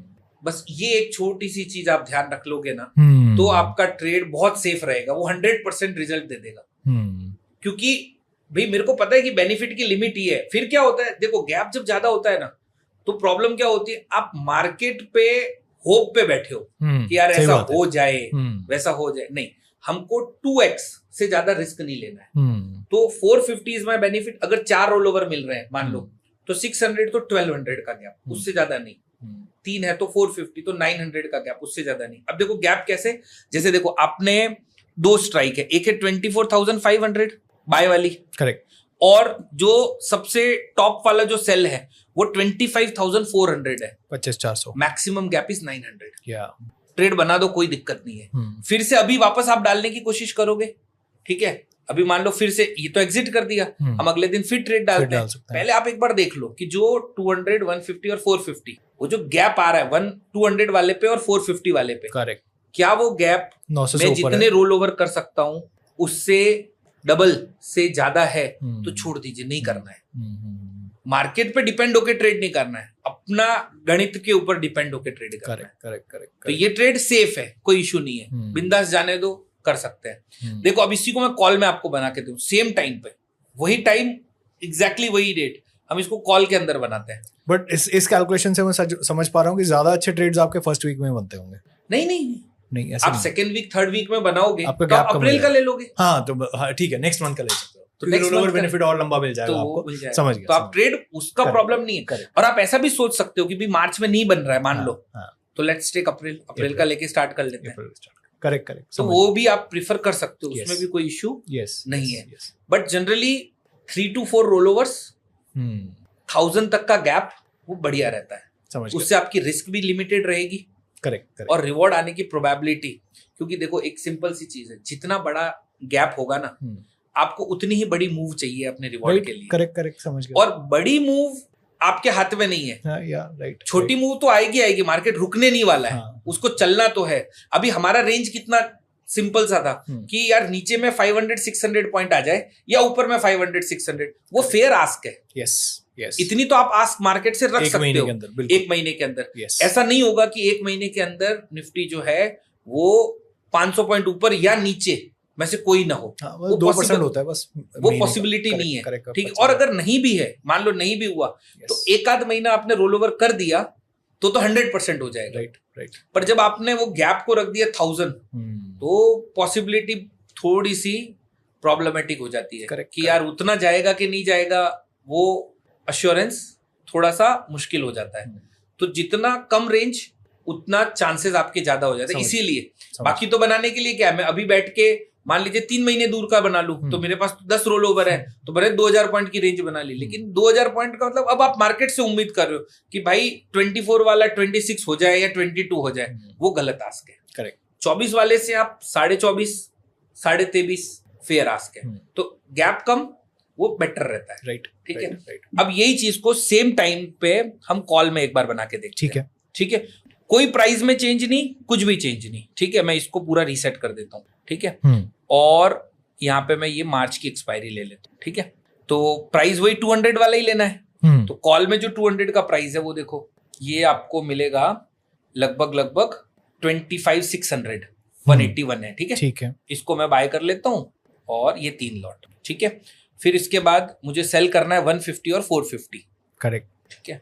तो मैंने यहाँ पे क्या किया, 150 और 450 मेरे को लेना है वीकली ऑप्शन, तो ये मैंने यहाँ पे 10 मार्च का एक्सपायरी ले लिया, और 150 और 450 का ऑप्शन ले लेता हूँ, ठीक है। सो 150 पे मेरे को मिलेगा लगभग 25,300, ठीक है। ये सेल कर देता हूँ एक लॉट, और 450 पे मेरे को मिलेगा 24,700, ठीक है। मैं इसको भी सेल कर देता हूँ, राइट, डन है। तो ये मैंने ये ट्रेड बना दिया, ठीक है। अब इस ट्रेड के अंदर भी गेम वही है, नीचे की तरफ 24,700 के नीचे चला जाएगा तो मेरा काम हो जाएगा, क्योंकि सेल लेग के प्रीमियम खत्म, करेक्ट, बाय लेग का बचेगा ही बचेगा। और ऊपर की तरफ अगर 1000 पॉइंट की मूव आ गई तो मेरा काम हो जाएगा, क्योंकि 3 बाय है, सेल 2 ही है, तो वो मेरा काम हो जाएगा, करेक्ट। बट यहाँ पे हमारा रेंज ऊपर की तरफ 1000 है, नीचे की तरफ 500 है। पिछले वाले में नीचे की तरफ 1000 था, ऊपर की तरफ 500 था, और ये हमने डिसाइड करा रेंज की वजह से, क्योंकि हायर जोन्स में है तो let's take a chance on lower side, right. अगर लोअर जोन में है तो let's take a chance on higher side. But आप कह रहे हैं इसमें भी पैसा बन जाएगा? पैसा तो बनेगा ही, क्योंकि मूवमेंट तो आनी ही है, हाँ। पर प्रोबेबिलिटी की बात हो गई। Correct. It is game of probability, उसकी प्रोबेबिलिटी ज्यादा है और उसकी प्रोबेबिलिटी कम है। पैसा तो इसमें भी बनेगा, राइट। देखिए हम बनाते हैं, और वही गैप डाउन वाले डेट तक देख लेंगे। तो ये देखिए एक दिन के बाद क्योंकि नीचे गया था। राइट। सेल के प्रीमियम्स आप देखिए 35 और 171 रह गए, बाय के 0 तो हुए नहीं। करेक्ट। 5% लेके निकल गया, 6% बन गया एक ही दिन के अंदर। वही मार्केट नीचे गया था, पुट साइड पे 3000 था, पहले साइड पे 10,000 है, क्योंकि पुट पे नीचे की तरफ बड़ी मूव चाहिए, छोटी मूव पे काम नहीं होगा। राइट। कॉल पे नीचे की तरफ छोटी मूव चाहिए, तो छोटी मूव हो गई। अब आप इमेजिन करिए कि आप मल्टीपल लॉट्स में काम कर रहे हो और दोनों का कॉम्बिनेशन चला रहे हो, तो अब आपके लिए क्या सिचुएशन होगी, कुछ जगह पे +500 और कुछ जगह पे -500 पे काम हो जाएगा, बड़ा प्रॉफिट जैसे यहाँ आ रहा है। करेक्ट। और +1000 और -1000 पे काउंटर में बड़ा प्रॉफिट। अब आप सोचिए कि मार्केट में बड़ी मूव का टेंशन ही खत्म। और अगर टाइम पास करता रहेगा तो कॉल का भी रोल ओवर बेनिफिट, पुट का भी रोल ओवर बेनिफिट, कहीं कहीं तो जाएगा। ऐसा तो है नहीं कि 25,000 का मार्केट पूरे महीने 25,000। इसमें टुवर्ड्स द एंड जाके रोल ओवर भी करके देखते हैं एक बार कि रोल ओवर में भी कैसे आप एडजस्ट करते हैं। ये देखिए एक और दिन के बाद, ठीक है, एक और दिन के बाद ये प्रॉफिट आपका कांस्टेंट है। और आप देखिए 15,000 बन रहा है गैप डाउन वाले दिन। Right. Exactly same time frame में कॉल भी करा, पुट भी करा। बड़ी मूव आई तो बल्ले बल्ले है किसी भी डायरेक्शन में, छोटी मूव आई तो रोल ओवर कर करके इंतजार करना है बड़ी मूव आने का। एक ऑप्शन सेलिंग बेस स्ट्रेटेजी वाला हमेशा ये सोचता है कि बड़ी मूव ना आए। करेक्ट। हम हमेशा ये सोचते हैं कि आजा भाई कोई टेंशन नहीं आएगी, हम रोल ओवर करते रहेंगे और आई तो दोनों साइड पे आप देख लो, कॉल देख लो चाहे put, you will see the same output almost. अब 1.5 लाख रुपए पे 15,000 रुपए तो अच्छा रिटर्न है, कोई दिक्कत ही नहीं। और वो भी आपको 10 दिन में बन रहा है। करेक्ट। Yes. 10 भी दिन नहीं है, सेकंड को स्टार्ट किया था 9 को ही खत्म हो गया, एक हफ्ता हो गया, तो वो आपके लिए बेटर हो गया। तो पहला डर कि आपके लिए बड़ी मूवमेंट का टेंशन खत्म हो गया। करेक्ट। चाहे जिस भी डायरेक्शन में आ जाए, मार्केट में डर तो सबसे ज्यादा इसी चीज का रहता है कि यार कुछ बड़ा हो गया, और वो बड़ा भी कौन सी डायरेक्शन में हो गया। तो आप इमेजिन कीजिए कि 1000 पॉइंट का गैप अप हो रहा है, गैप डाउन हो रहा है, मतलब आपके लिए तो बल्ले बल्ले है। वो गैप अप हो तो भी बल्ले बल्ले और गैप डाउन हो तो भी बल्ले बल्ले है। करेक्ट। चाहे आपने कॉल में किया हो चाहे आपने पुट में किया हो, ये पहला एडवांटेज। दूसरा एडवांटेज, अगर मार्केट नहीं मूव कर रही है, ठीक है, अभी मैंने थोड़ी देर पहले आपको जब रोल ओवर के पॉइंट्स बताए थे तो उसमें भी एक चीज आपको बताई थी कि अगर एटीएम के आसपास है तो बेनिफिट ज्यादा मिलता है, अगर दूर है तो बेनिफिट कम मिलता है। हमारा ट्रेड तो तभी नहीं चलेगा जब मार्केट मूव नहीं किया है, मतलब एटीएम के आसपास है, तो हमको वो बेनिफिट भी ज्यादा मिलेगा। हम सिर्फ 75 कैलकुलेट करके चल रहे हैं, लेकिन एक्चुअली वो 100, 110 का एवरेज निकल के आएगा, तो वो भी अपने को बेनिफिट है। सिर्फ अब कभी कभी तो क्या एकदम ही ऐसा हो जाए कि रोल ओवर बेनिफिट ही नहीं मिल रहा है, विक्स भी पूरा ड्रॉप हो गया और कुछ भी नहीं चल रहा है, मार्केट बिल्कुल मूव ही नहीं कर रहा है, तो कोई बात नहीं, 1 महीने का टाइम बढ़ा लो। इससे ज्यादा तो क्या है, 1 महीने का समय बढ़ा लो, 2 महीने में तो मूव करेगा ही करेगा इवेंचुअली आप। सो इंपॉर्टेंट चीज क्या है कि अपने पास वेट करने का ऑप्शन है, अपने पास ये चीज का भी टेंशन नहीं है कि यार टाइम का, पर रिटर्न जो है जैसे 3%, 4% वो जल्दी आ जाता है।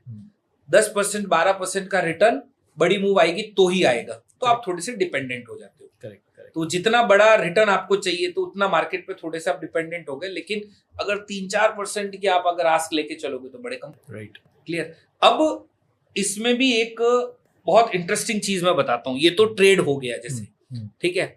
नाउ हमारा जो कोर कंसेप्ट है वो है सिस्टम, जो हम लोग पार्टिसिपेंट को भी सबको समझाते हैं, दैट इज सिस्टम। अब इस स्ट्रेटेजी के अंदर एक बात तो आपको क्लियर हो गई कि भाई बड़ी मूव आई तो मेरी बल्ले बल्ले है, चाहे ऊपर की तरफ चाहे नीचे की तरफ, बड़ी मूव आई तो मेरी बल्ले बल्ले है, ठीक है।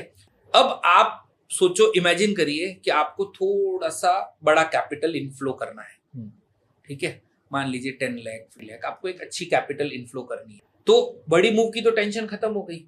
नाउ आप इसके साथ में काउंटर ट्रेड्स करिए, जैसे नॉर्मल बटरफ्लाई है, अगर बड़ी मूव आई तो 500 to 1000 का लॉस होगा, अगर मार्केट रुक गया तो 8-10,000 का प्रॉफिट होगा। प्रोबेबिलिटी उसकी बहुत लो होती है, ए शेप बनता है, प्रोबेबिलिटी इज वेरी लो, पर बड़ी मूव में रिस्क इज वेरी मिनिमम और रिवॉर्ड अगर मार्केट वहीं रुक गया तो बहुत ज्यादा होगा। अब इमेजिन कीजिए कि आपने 3 लॉट इसके डाल के सामने 2 बटरफ्लाई डाल दिए, बड़ी move I, it will give you big amount, वहां से 1000 रुपए चला भी गया तो जाने दो ना, क्या दिक्कत है, बन गया।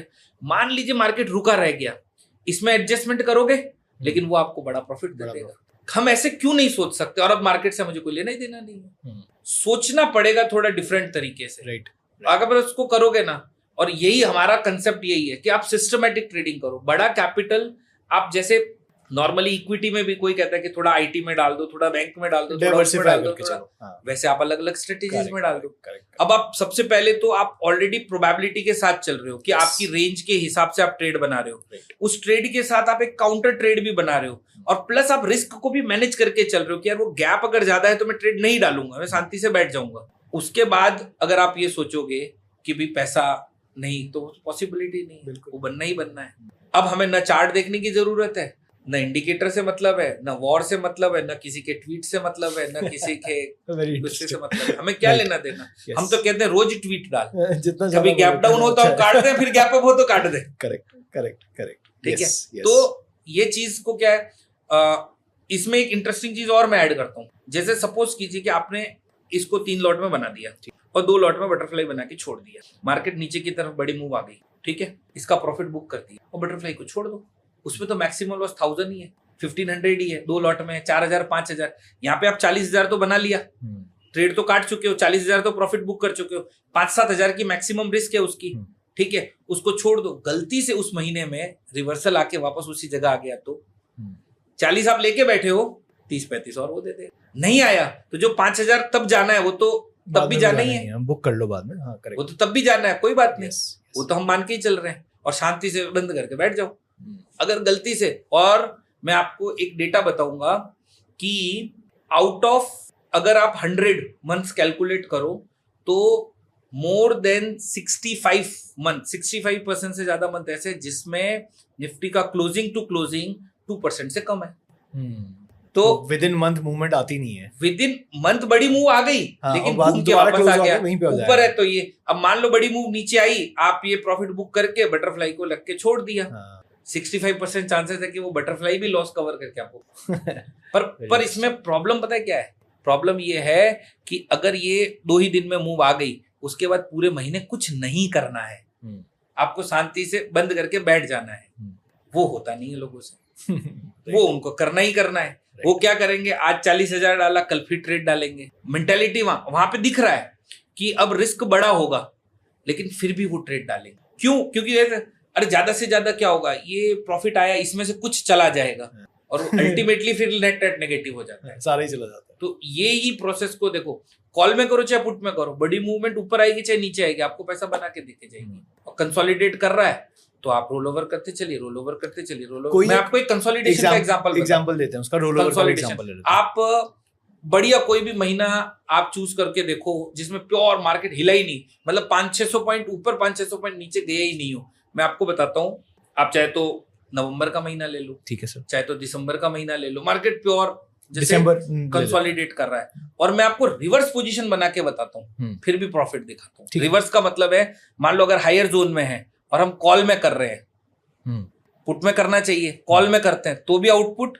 और अगर हम लोअर जोन में हैं और उस समय पुट में करते हैं तो भी आउटपुट। ठीक है, सिर्फ हमें रोल ओवर करना है। ठीक है, उसको रोल ओवर का कंसेप्ट समझ जाएंगे तो बढ़िया आ जाएगा। दिसंबर महीना आपको करके दिखाता हूँ। मान लो ये मैं दिसंबर महीने पे चला गया 1 तारीख पे, ठीक है, तो ये 1 दिसंबर कर दिया, ठीक है, तो दिसंबर है तो दिसंबर का मंथ एंड ले लो, ठीक है। यस, अब आप देखो निफ्टी कहां पर है, 26 ऑल टाइम हाई ऑलमोस्ट, यानी लॉजिकली तो आपको पुट पे करना चाहिए। करेक्ट, यस, लॉजिकली तो आपको पुट ऑप्शन में करना चाहिए। तो पुट में तो फायदा होगा क्योंकि इसके ऊपर मार्केट गया ही नहीं है। यस, ठीक है, तो वो मैं दिखाऊंगा तो सबको, ये वो तो कोई बात नहीं, मैं कॉल में करके दिखाता हूँ। ठीक है, इस जगह पे कॉल में करके दिखाता हूँ। देखो आप फंडा वही 200 का बाय करो, देखो तो ये 200 वाला मैं बाय करता हूँ, ठीक है, 200, देखो आपको ये मिलेगा 180.95, ठीक है, 26,700 का कॉल, ये बाय कर दिया 3 लॉट।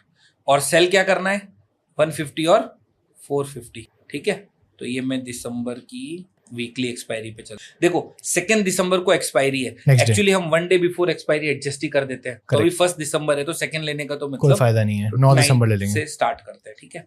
और हम लोग 150 और 450 को प्रीफर कर, सो 150 और, तो देखो 150 में आपको मिलेगा 26,400, 26,400, बढ़िया, ये सेल 26,400, यस, ये एक लॉट कर दिया, ठीक है। और 450 में आपको मिलेगा 25,900, ठीक है। ठीक है। अब आप इसको देखिएगा, ये हो गया, ठीक है। अब देखो एक दिन के बाद हम गलत ट्रेड डाल रहे हैं, याद रखिएगा, उल्टा इमेजिन ऑपोजिट डायरेक्शन डाल रहे हैं, यस। अब एक दिन के बाद ये आपको 4,000 के आसपास का प्रॉफिट दिखा रहा है, ठीक है। और एक दिन के बाद आप पहुंचे 7,000 का दिखा रहा है। 3% वाले का तो काम हो गया, 3% वाले का तो 2 दिन में काम हो गया, बैठ जाओ शांति से महीना भर।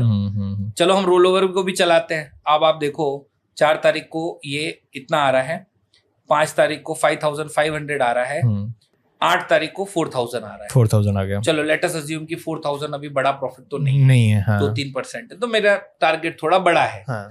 तो मैं रोल ओवर करता हूँ, तो मुझे कुछ नहीं करना है। देखो ये 5.65 की है ना, करेक्ट, इसको कट कर दो, ठीक है। और ये 249.5 की है, इसको भी कट कर दो, ठीक है। और इसकी जगह पे अगली एक्सपायरी यानी कि दिसंबर की 16 सेम स्ट्राइक 26,400 एंड 25,900। अच्छा, ठीक है। आपको और कुछ भी चेंज करने की जरूरत दोबारा से सेल कर देंगे, नहीं है, ठीक है। तो कौन सी थी 25,900 25,900, देखो ये मैंने सेल करी, या और 26,400 करेक्ट, ये मैंने सेल करी, ठीक है। अच्छा मैं आपको रोल ओवर भी बताता हूँ, रोल ओवर से क्या ये क्या हो गया, शायद बैक प्रेस हो गया, कोई नहीं, दोबारा कर लेते हैं वापस।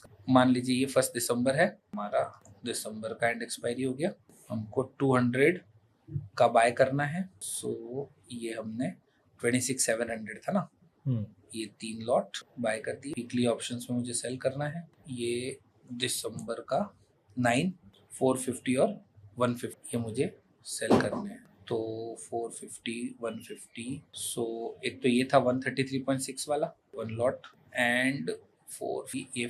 इसका सर ये प्रोपोर्शन रेशियो मेंटेन करके चलना पड़ेगा, अगर मेरे को कैपिटल बढ़ाना है तो मेरे को इसी 3 और 1 3-1-1 वाले रेशियो में आगे 6-2-2 वाला हो जाएगा। इसी और जितना कैपिटल बढ़ाते जाओ, कॉल और पुट का रेशियो भी चेंज करते जाओ, थोड़ा सारा कॉल में नहीं डालना है, सारा पुट में नहीं डालना है, प्लस उसके साथ साथ कुछ ऐसी स्ट्रेटेजीज जो एकदम टेक्स्ट बुक बेस्ड स्ट्रेटेजीज हो, जो कंसोलिडेशन पे बड़ा प्रॉफिट दे, करेक्ट, उनको अपने को ऐड करते चलो, करेक्ट। तो अपना कैपिटल जितना आप डाइवर्सिफाई करोगे तो रिस्क उतना कम होता जाएगा।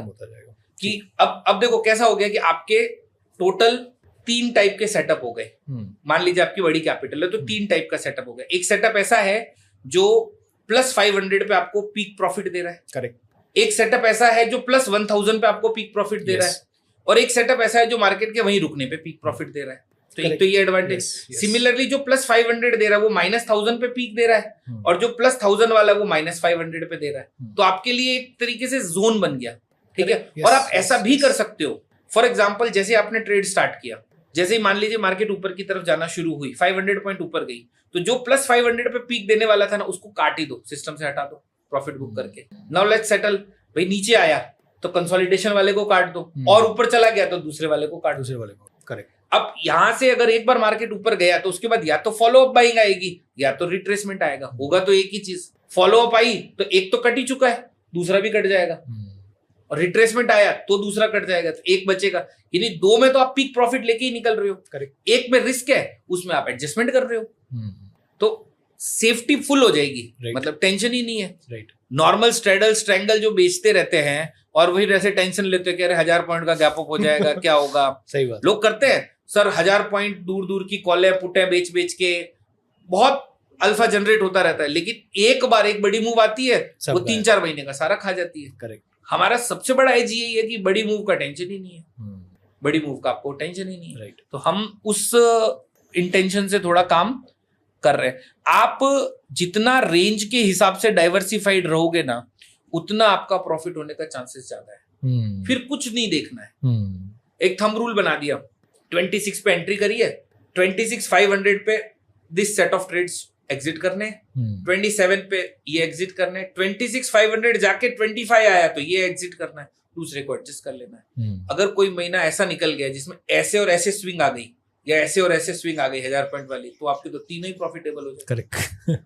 तीनों ही प्रॉफिटेबल हो जाएंगे। और वो बहुत कॉमन है कि मार्केट 700, 800, 1000 पॉइंट चला था फिर नीचे गिर गया, राइट। ये तो बड़ी कॉमन चीज है, करेक्ट, यस। तो आपके लिए वो भी टेंशन नहीं है, ठीक है। तो ये हमने कॉल ऑप्शन में जैसे करा था, तो सेकेंड डेट को प्रॉफिट था, थर्ड डेट को प्रॉफिट था, फोर्थ डेट को भी प्रॉफिट था, फिफ्थ डेट को भी प्रॉफिट था और 8th डेट तक ये हमारा प्रॉफिट था. हमने इसको एग्जिट कर दिया विच इज 5.65 एंड 249.5. ठीक है. अब इसकी जगह पे मैं दिसंबर की जो अगली एक्सपायरी है विच इज 16 दिसंबर, इसको मैं शॉर्ट करता हूँ. सेम स्ट्राइक करनी है 26,400 25,900. ठीक है. वो इन द मनी हो, एटीएम हो, ओटीएम, उससे कोई लेना देना. अच्छा, प्राइस जहां मर्जी हो, हमें उससे कोई फर्क नहीं पड़ेगा. मतलब नहीं. 26,400 और 25,900. तो ये मैंने 26,400 को सेल कर दिया और ये मैंने 25,900. अच्छा, उसका प्रीमियम भी कितना मर्जी आ रहा हो, कोई मतलब नहीं है. हमें उससे कोई मतलब नहीं है. हम तो वेट कर रहे हैं ना बड़ी मूव आए.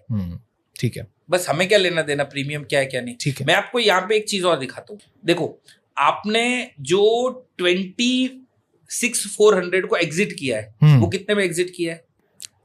5.65 पे. और वापस जो सेल हुई है वो कितने में हुई है? 62.45. तो आपको लगभग 57 पॉइंट मिल गया. करेक्ट. और 25,900 जो आपने एग्जिट करी है वो कितने में करी है? 249 पे. और सेल कितने में हुई है? 340. यानी लगभग 90 पॉइंट ये मिल गया.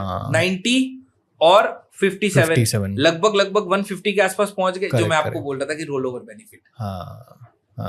तो 150 पॉइंट की रिस्क तो मेरी कम हो गई. अगले हफ्ते और कम हो जाएगी, अगले हफ्ते कम और हो जाएगी. इवेंचुअली तो वो जीरो होनी है क्योंकि आप रोल ओवर करते ही जाओगे तो क्या होगा. तो अगर कंसोलिडेट कर गया तो इस तरीके से आपकी रिस्क जो है वो ऑटोमेटिकली रिड्यूस भी होती चली जाएगी. ठीक है. अब मैं इसको 16 डेट तक रन करता हूं. ठीक है. तो ये आप रोल ओवर सेम स्ट्राइक करनी है और उसमें बेनिफिट क्या मिला वो भी आपको क्लियर हो गया. अच्छा, इसमें एक चीज और देखिए, एक इंटरेस्टिंग चीज. आपका बाय लेग स्टार्टिंग में कौन सा था? 26,700. और जो बड़ा वाला सेल है वो कौन सा है? 25,900. गैप कितना है? 800. हाँ, 800 पॉइंट्स का. करेक्ट. ठीक है. 700. हाँ, ठीक है. हमारे पास 3 रोल ओवर हैं. यस. ट्रेड सेफ है. टेंशन नहीं आएगा. ये भी ध्यान रखते हुए चलना है कि ट्रेड बनेगा कि नहीं बनेगा. कुछ दिन ऐसा भी हो सकता है जब हाई विक्स हो सकता है कि ट्रेड ना भी बने तो चुपचाप बैठ जाने का कोई बात नहीं. जरूरी थोड़ी है कि हर दिन कमाना है. राइट. अब आप देखिए एक और दिन के बाद देखिए. हाँ, ठीक है. 15,000 का आ गया प्रॉफिट. तो जितना आप उसको सिस्टमैटिक तरीके से फ्रेम करते जाएंगे प्रॉफिट आता ही आता है. या तो आपका ट्रेड नहीं बन रहा होगा, या तो ट्रेड बन रहा होगा तो प्रॉफिट. करेक्ट. अब आप प्रोपोर्शंस लगा लो. अगर आप अलग थोड़ा डाइवर्सिफाई कर दो. Very interesting. लोग जबरदस्ती ऑप्शन को बदनाम कर रहे हैं कि नुकसान होता है. ट्रेड ही गलत तरीके से कर रहे हो तो नुकसान ही होगा. करेक्ट. राइट. ट्रेड ही गलत तरीके से कर रहे हो तो फिर नुकसान होने के अलावा कोई पॉसिबिलिटी नहीं है. अब हमें इससे क्या, अब देखो हम दिसंबर की बात करी, हमने चाहे मार्च की बात करी, चाहे कोई से भी महीने की बात उठा दो. मैं आपको एक सिंपल सी चीज बताता हूँ. 2025, 2024, 2023, इवन 2026 के भी जितने भी महीने हो गए, आप बैक टेस्ट करके देख लीजिए. रेंज के हिसाब से सिर्फ 2 बार एडजस्टमेंट होगा. पिछले 40 महीनों में सिर्फ 2 बार एडजस्टमेंट होगा. 38 टाइम्स वन फ्लो में आपका टारगेट आ रहा है, प्रोवाइडेड आपका टारगेट 5% तक का है. तो अब वो तो आप सोचो कि मेरे को तो 15 चाहिए, तो फिर एडजस्टमेंट करना पड़ेगा. वो अलग बात है. वो अनरियलिस्टिक भी है. 5% इज गुड इनफ. 5% तक की आपकी आस्क है तो out of 40 month 38 month openly आप बैक टेस्ट करके देख लीजिए, यू विल बी. और सिर्फ 2 बार एडजस्टमेंट करनी पड़ रही है. मैं तो ये कह रहा हूँ कि वो 2 महीने एडजस्टमेंट मत करके लॉस भी खा लो. तो भी क्या दिक्कत है. हाँ, सही बात है. पर वो समझना पड़ेगा. वो समझने की बात है कि आप किस जोन में हो, किस तरीके का प्रोपोर्शन अपने को रखना है और किस तरीके से अपने पैसे को अपने को अलोकेट करना है. अगर आपके पास कम कैपिटल है तो आप एक लॉट से करो, तो स्ट्रिक्टली जोन को फॉलो करो. अगर आपके पास थोड़ी ज्यादा कैपिटल है तो जोन के साथ थोड़ा सा डाइवर्सिफिकेशन कर दो. और अगर आपके पास और ज्यादा कैपिटल है तो मल्टीपल स्ट्रेटेजीज को ट्रेड कर लो. आपकी सेफ्टी भी फुल हो जाएगी, आउटपुट भी फुल हो जाएगा. राइट. Very interesting. और ओपनली मैं बता रहा हूँ, आप कोई सा भी महीना उठाओ और बैक टेस्ट करके देख लो. और इंटरेस्टिंग चीज क्या है, ये 3 महीने 3 ट्रेड जो हमने करे, ये हमने गलत ट्रेड डाला है. हाँ, अभी तो मतलब कॉल में कर रहे हैं जो कि गलत है. पुट में तो और ज्यादा फायदा बनता है. दिसंबर के अंदर निफ्टी एक बार 25,300 आया है. आप चार्ट उठा के देख लीजिए. करो पुट में ट्रेड, कोई दिक्कत ही नहीं है। करेक्ट और तो -1000 वाला बेनिफिट मिल जाता है। अगर मान लीजिए कि एकदम लो विक्स की वजह से वो ना भी मिले और जनवरी में कैरी कर लिया है, तो नीचे निफ्टी तो 24,500 भी आया है। Right very interesting. I think ये बहुत ही काफ़ी सारे लोगों के लिए आई ओपनर होगा कि ऐसी सिस्टम्स, ऐसे फ्रेमवर्क भी एग्जिस्ट करते हैं जो कि ऑलमोस्ट जीरो रिस्क है। कोई भी रिस्क नहीं है इसमें, आप रोल ओवर टाइम का रिस्क है कि आप वेट कर सकते time is the risk, wait कर सकते हैं। ड्रॉडाउन तो ठीक है, part and parcel of the right. तो आप स्टॉप लॉस भी लगाते हो। कोई कहता है कि हमारा स्टॉप लॉस सिर्फ 2% का है, अरे बैक टू बैक 3 ट्रेड में स्टॉप लॉस लग गया तो 6% नहीं हो जाएगा? करेक्ट, ड्रॉडाउन हो जाता है। यस, तो बात तो वही है, बस वो उसको ऐसे लगता है कि नई शुरुआत करी तो नया 2%। अरे घुमा फिरा के तुम 10 ट्रेड गलत करोगे तो 20% तो वहां भी नुकसान कर सकते हो। करेक्ट। बट फिर ये वाला थॉट तो नहीं आएगा, काश रुक जाता, काश ये कर लेता, अरे आया था, अरे वो हुआ था, तो टेंशन। तो हमारा कोर कंसेप्ट जो है ना, वो कैलेंडर स्प्रेड्स, और उस कैलेंडर स्प्रेड्स को अलग अलग तरीके से आप जैसे प्ले कर सकते हो ना, that is the best way. Calendar आपको बड़ी मूव से हेजिंग प्रोवाइड करता है, ठीक है, और बड़ी मूव में प्रॉफिट भी बना के देता है। नहीं, बहुत अच्छा है, क्योंकि एक इसमें सबसे बेटर बढ़िया चीज जो वो ये है कि किसी भी ट्रेडर को चार्ट के सामने नहीं बैठना है। तो जो इमोशंस प्ले आउट होते हैं चार्ट के सामने बैठ के, वो गलतियां नहीं करेगा ट्रेडर। आपको mathematics is working for you, ठीक है, आपको मैथ्स का सपोर्ट कर रही है आपको, और वही मैथ्स आपको प्रॉफिट बना के देती रहेगी। ये जो प्राइस पॉइंट है और ये जो एवरेज रोल ओवर बेनिफिट है, ये हमारा 5 साल का रिसर्च है। राइट, हम रोज यही काम करते हैं। राइट। हम पोस्ट मार्केट टाइम ज्यादा देते हैं, during the market come time देते हैं कि यार आज क्या सिनेरियो रहा, विक्स कितना प्लस माइनस हुआ, क्या रोल ओवर बेनिफिट आया, विक्स कितना प्लस माइनस हुआ, क्या रोल ओवर बेनिफिट आया, week on week, month on month, correct, दोनों एनालिसिस करते हैं, क्योंकि अपने को कभी कभी बायलैक को भी रोल ओवर करना पड़ सकता है, तो हम मंथ ऑन मंथ भी करते हैं। मंथ ऑन मंथ वो जो नंबर है, that number is somewhere around 200 to 250 ये आता है, ठीक है, एवरेज रोल ओवर, ठीक है। वीक ऑन वीक जो है वो 70-80 के आसपास जो है वो अपना आता है। बट मंथ ऑन मंथ बहुत रेयर हमको करने की जरूरत पड़ती है।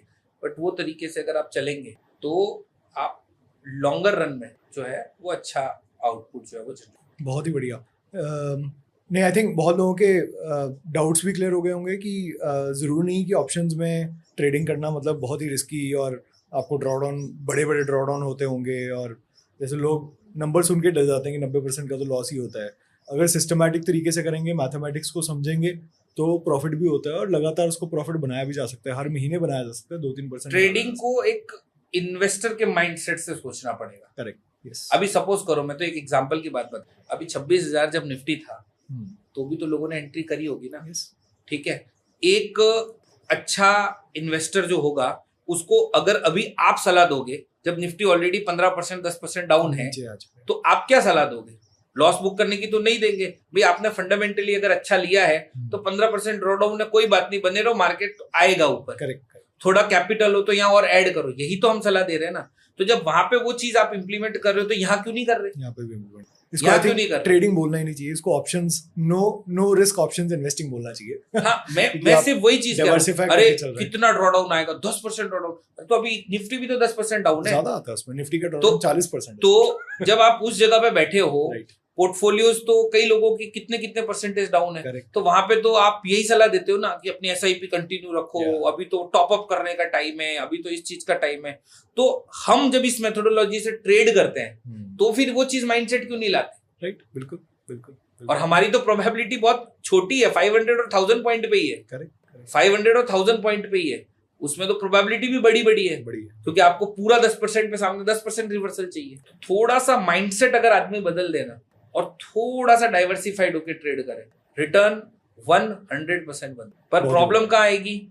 वो ट्रेडिंग को ट्रेडिंग के माइंडसेट से जाएगा, उसको रोज ट्रेड करना है, रिस्क बड़ी भी होगी तो अरे पहले बहुत बनाया, उसमें से छोटी रिस्क ले लेते हैं, ये कर लेते हैं, अभी ये ऐड कर लेते हैं, अभी वो ऐड कर लेते हैं, और वो इवेंचुअली उसके लिए एक मतलब वो क्या बोलते हैं, श्राप की तरह हो जाता है, फिर वो फंस जाता है। Correct, yes. डिसिप्लिन जो है वो कोर है, यस, वो बहुत जरूरी है। यस।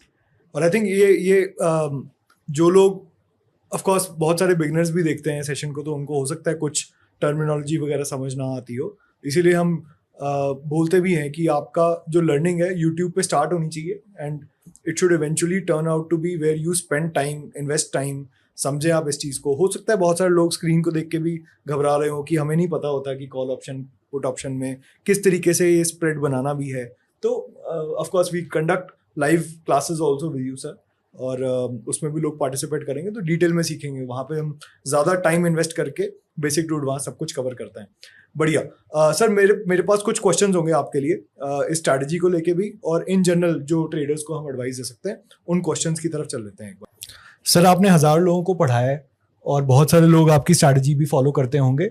हो सकता है काफ़ी लोग स्ट्रैटेजी अच्छे से फॉलो ना कर पाते हों और कोई ना कोई गलती करके लॉस में रहते हों. वो एक गलती जो आप स्पेसिफिकली मेंशन करना चाहोगे कि जो लोगों को, व्यूअर्स को अवॉइड करनी है, ये गलती तो मत करो. जब ट्रेड नहीं बन रहा है तो नहीं करना है, चाहे 1 महीना बैठना पड़ जाए.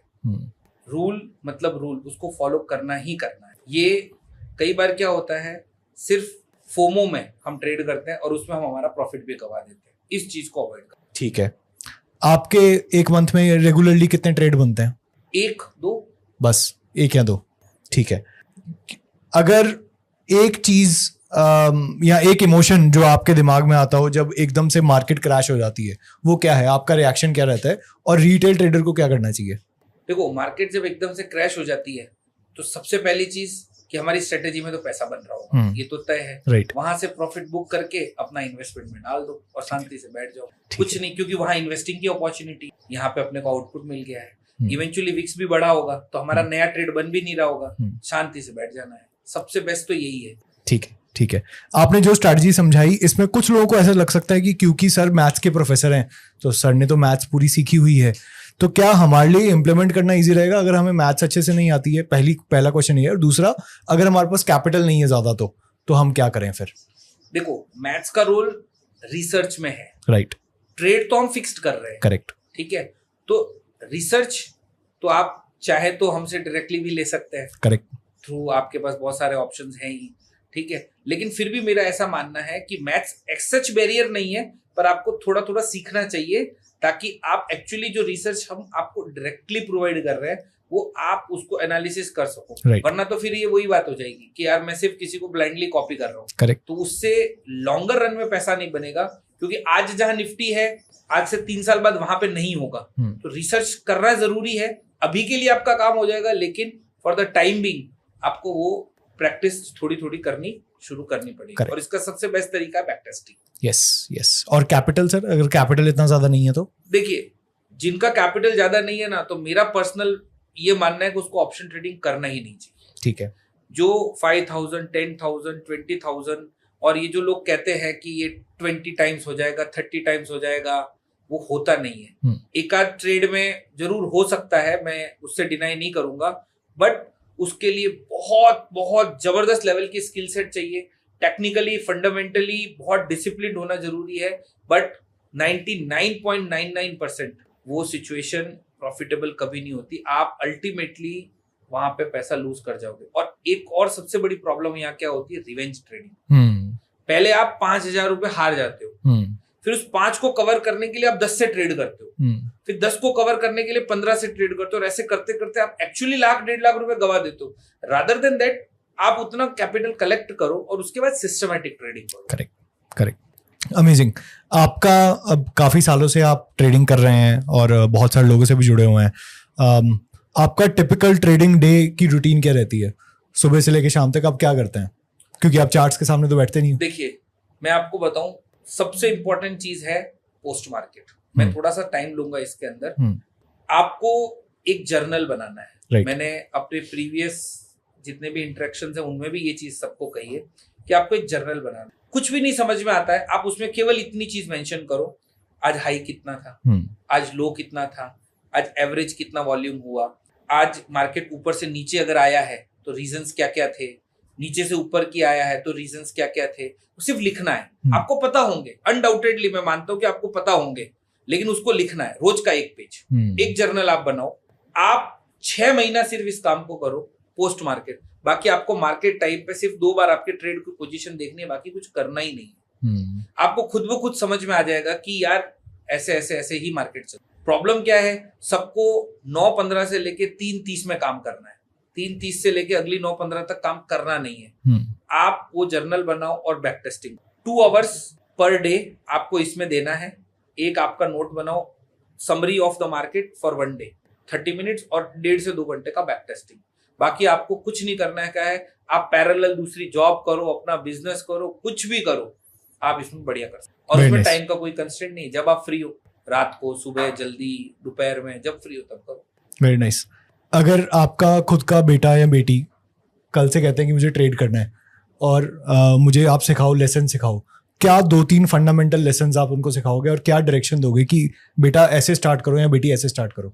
सबसे पहली चीज तो मैं उनको यही चीज कहूंगा कि जब तक तुमको पूरा नॉलेज नहीं आ जाता है तब तक ट्रेडिंग में आना नहीं है, number 1। Number 2, once you get complete knowledge, 6 महीना सिर्फ बैक टेस्टिंग करना है और फॉरवर्ड टेस्टिंग, पेपर ट्रेड करना है, रियल मनी से ट्रेड ही नहीं करना है। उसके बाद आपको धीरे धीरे इवेंचुअली जो है वो उसके अंदर इन्वॉल्व होना है। एक दिन में कोई अमीर नहीं बन सकता, राइट? बिजनेस है, आप कोई रेस्टोरेंट भी ओपन करोगे तो पहले 1 करोगे, फिर 2 करोगे, 3 करोगे। ऐसा तो नहीं है कि यार मुझे एक बिजनेस डालना है तो चलो सीधा 10 शहरों में एक साथ चालू कर दिया। करेक्ट। तो ये भी वैसा ही है, अगर आपको 1 करोड़ रुपए का इन्वेस्टमेंट करना है तो यू स्टार्ट विद 10 लाख। पहले उसके ऊपर 10% रिटर्न तो बनाओ, देन 20 पे स्विच करो, देन 40 पे स्विच करो। तो मैं उनको यही कहूंगा कि 6 मंथ प्रैक्टिस करो और फिर जो भी कैपिटल है जिससे भी आपको टारगेट कर रहे हो उसको आप धीरे धीरे ग्रेजुअली उसके अंदर, इससे आपका माइंडसेट बहुत अच्छा डेवलप।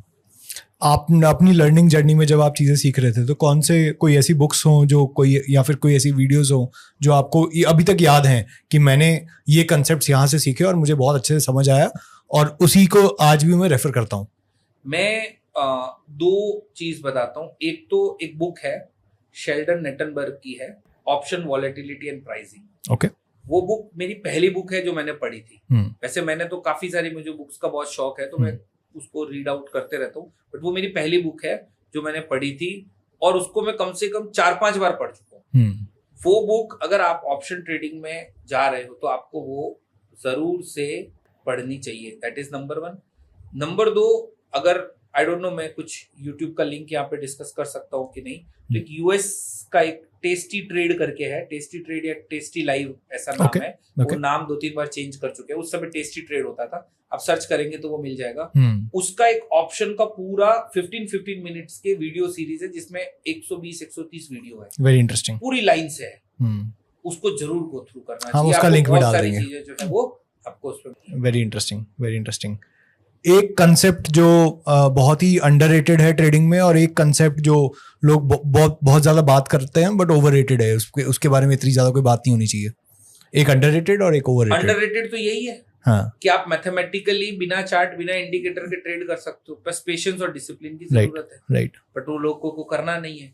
ओवररेटेड मुझे ऐसा लगता है कि जितने आप मल्टीपल इंडिकेटर्स लगा के जो ट्रेडिंग करते हो, ठीक है, उसको एक हाइप बना लिया है। एक्चुअली सारे के सारे इंडिकेटर प्राइस एक्शन और मूविंग एवरेजेस का कॉम्बिनेशन ही है। बस नाम बदल के फैंसी नाम दे के उसको ऐसे हाइप क्रिएट कर रहे हैं, बट वो चीज जो है मुझे नहीं लगता कि वो बहुत इफेक्टिवली काम कर रहे हैं। Very interesting. ज्यादातर आप ऑप्शन सेलिंग कर रहे हैं, ऑप्शन बाइंग में क्या आपका ओपिनियन है? जो लोग अभी तक ऑप्शन बाइंग कर रहे हैं उनको क्या एडवाइस होगी? मैंने अभी थोड़ी देर पहले भी आपको एक चीज बोली, लो कैपिटल की यहाँ पे रिक्वायरमेंट नहीं है। मतलब आप स्ट्रेट अवे सिर्फ ऑप्शन बाइंग के ऊपर रिलाय कर ही नहीं सकते। मेरा तो कोर कंसेप्ट ये है, और ना ही नेकेड सेलिंग करना है, क्योंकि उसमें रिस्क बहुत ज्यादा होता है। जितना आप कॉम्बिनेशंस को प्ले करोगे उतना ही आपकी प्रोबेबिलिटी और पीस ऑफ माइंड बढ़ता जाएगा। Very good sir. आपने ज्यादा चीजें सीखी हैं जेई कोचिंग में या फिर ट्रेडिंग में? देखो ज्यादा बड़ी कमाई क्या है आपकी वहां पे? देखो कमाई तो ट्रेडिंग में ज्यादा है, राइट? ठीक है। कोचिंग में मेहनत ज्यादा है, हाँ, पर सेटिस्फेक्शन भी वहां ज्यादा है, राइट? वहां पे आपका स्ट्रेस भी रिलीव हो जाता है, क्योंकि जब आप बच्चों के साथ, और मुझे कहीं ना कहीं ऐसा लगता है कि जितना मैं बच्चों के साथ रहता हूँ उतना मुझे और डिसिप्लिन और मोटिवेशन मिलता है, क्योंकि हम दिन भर उनको यही सिखाते रहते हैं कि आपको सिलेक्शन करना है, इतना तैयारी करो, इतना तैयारी करो। तो फिर बैक ऑफ द माइंड मेरे भी दिमाग में आता है कि यार मेरे को भी तो इस जगह पे एक जगह तक पहुंचना है, और ऊपर जाना, और ऊपर जाना है, तो मैं आज अपना रूटीन कैसे स्किप करूं? क्योंकि हम बच्चों को यही सिखाते हैं कि चाहे कुछ भी हो जाए पढ़ना मैंडेटरी है, तो हम अपने आप को फिर वही सिखाते हैं कि कुछ भी हो जाए बैक टेस्टिंग मैंडेटरी है। तो वो मेरे लिए। और आपके बच्चों का एग्जाम 2 साल में एक बार आता है, आपका रोज एग्जाम चल रहा होता है मार्केट में। Very good, interesting sir. तो आई एम वेरी हैप्पी क्योंकि आज मैं भी सीखा बहुत सारी चीज़ें और नई चीज़ें सीखने को मिली। मैं बहुत कन्विंस्ड हूँ आपकी स्ट्रैटेजी से और आपके फ्रेमवर्क से। मैं खुद भी अब इस वीडियो के बाद लगूंगा, थोड़ी रिसर्च करूंगा इस पे, कन्विक्शन और बिल्ड करूंगा और मुझे अच्छा लग रहा है। मैं तो इसको अडॉप्ट करूंगा, इस स्ट्रैटेजी को, इस फ्रेमवर्क को भी। और आप अडॉप्ट करेंगे और परमानेंट मुझे याद करेंगे। बिल्कुल। और मुझे लग रहा है कि बहुत सारे व्यूअर्स भी आज इस स्ट्रैटेजी से, जिस तरीके से आपने समझाया, एक मैथमेटिकल अप्रोच से समझाया, लोग कन्विंस हुए होंगे कि ऑप्शन ट्रेडिंग सिर्फ नाम सुन के डर नहीं जाना है, उसको समझना है अच्छे से। अगर एक लॉजिकल अप्रोच रखेंगे, थोड़े बहुत नंबर समझ जाएंगे, तो उस पर भी हम जीत पा सकते हैं, सेफ वे में भी जीत पा सकते हैं, एक अच्छे रिटर्न्स बनाए जा सकते हैं regularly. So that is what our viewers would have also learned. Thank you so much for coming on this podcast, sir. And जितने लोग और भी सीखना चाहेंगे, of course मैंने पहले भी मेंशन किया, हम रेगुलर क्लासेस भी करते हैं आपके साथ, तो डिटेल में आप वहाँ पे भी सीख सकते हैं सर से। Thank you so much sir. Thank you.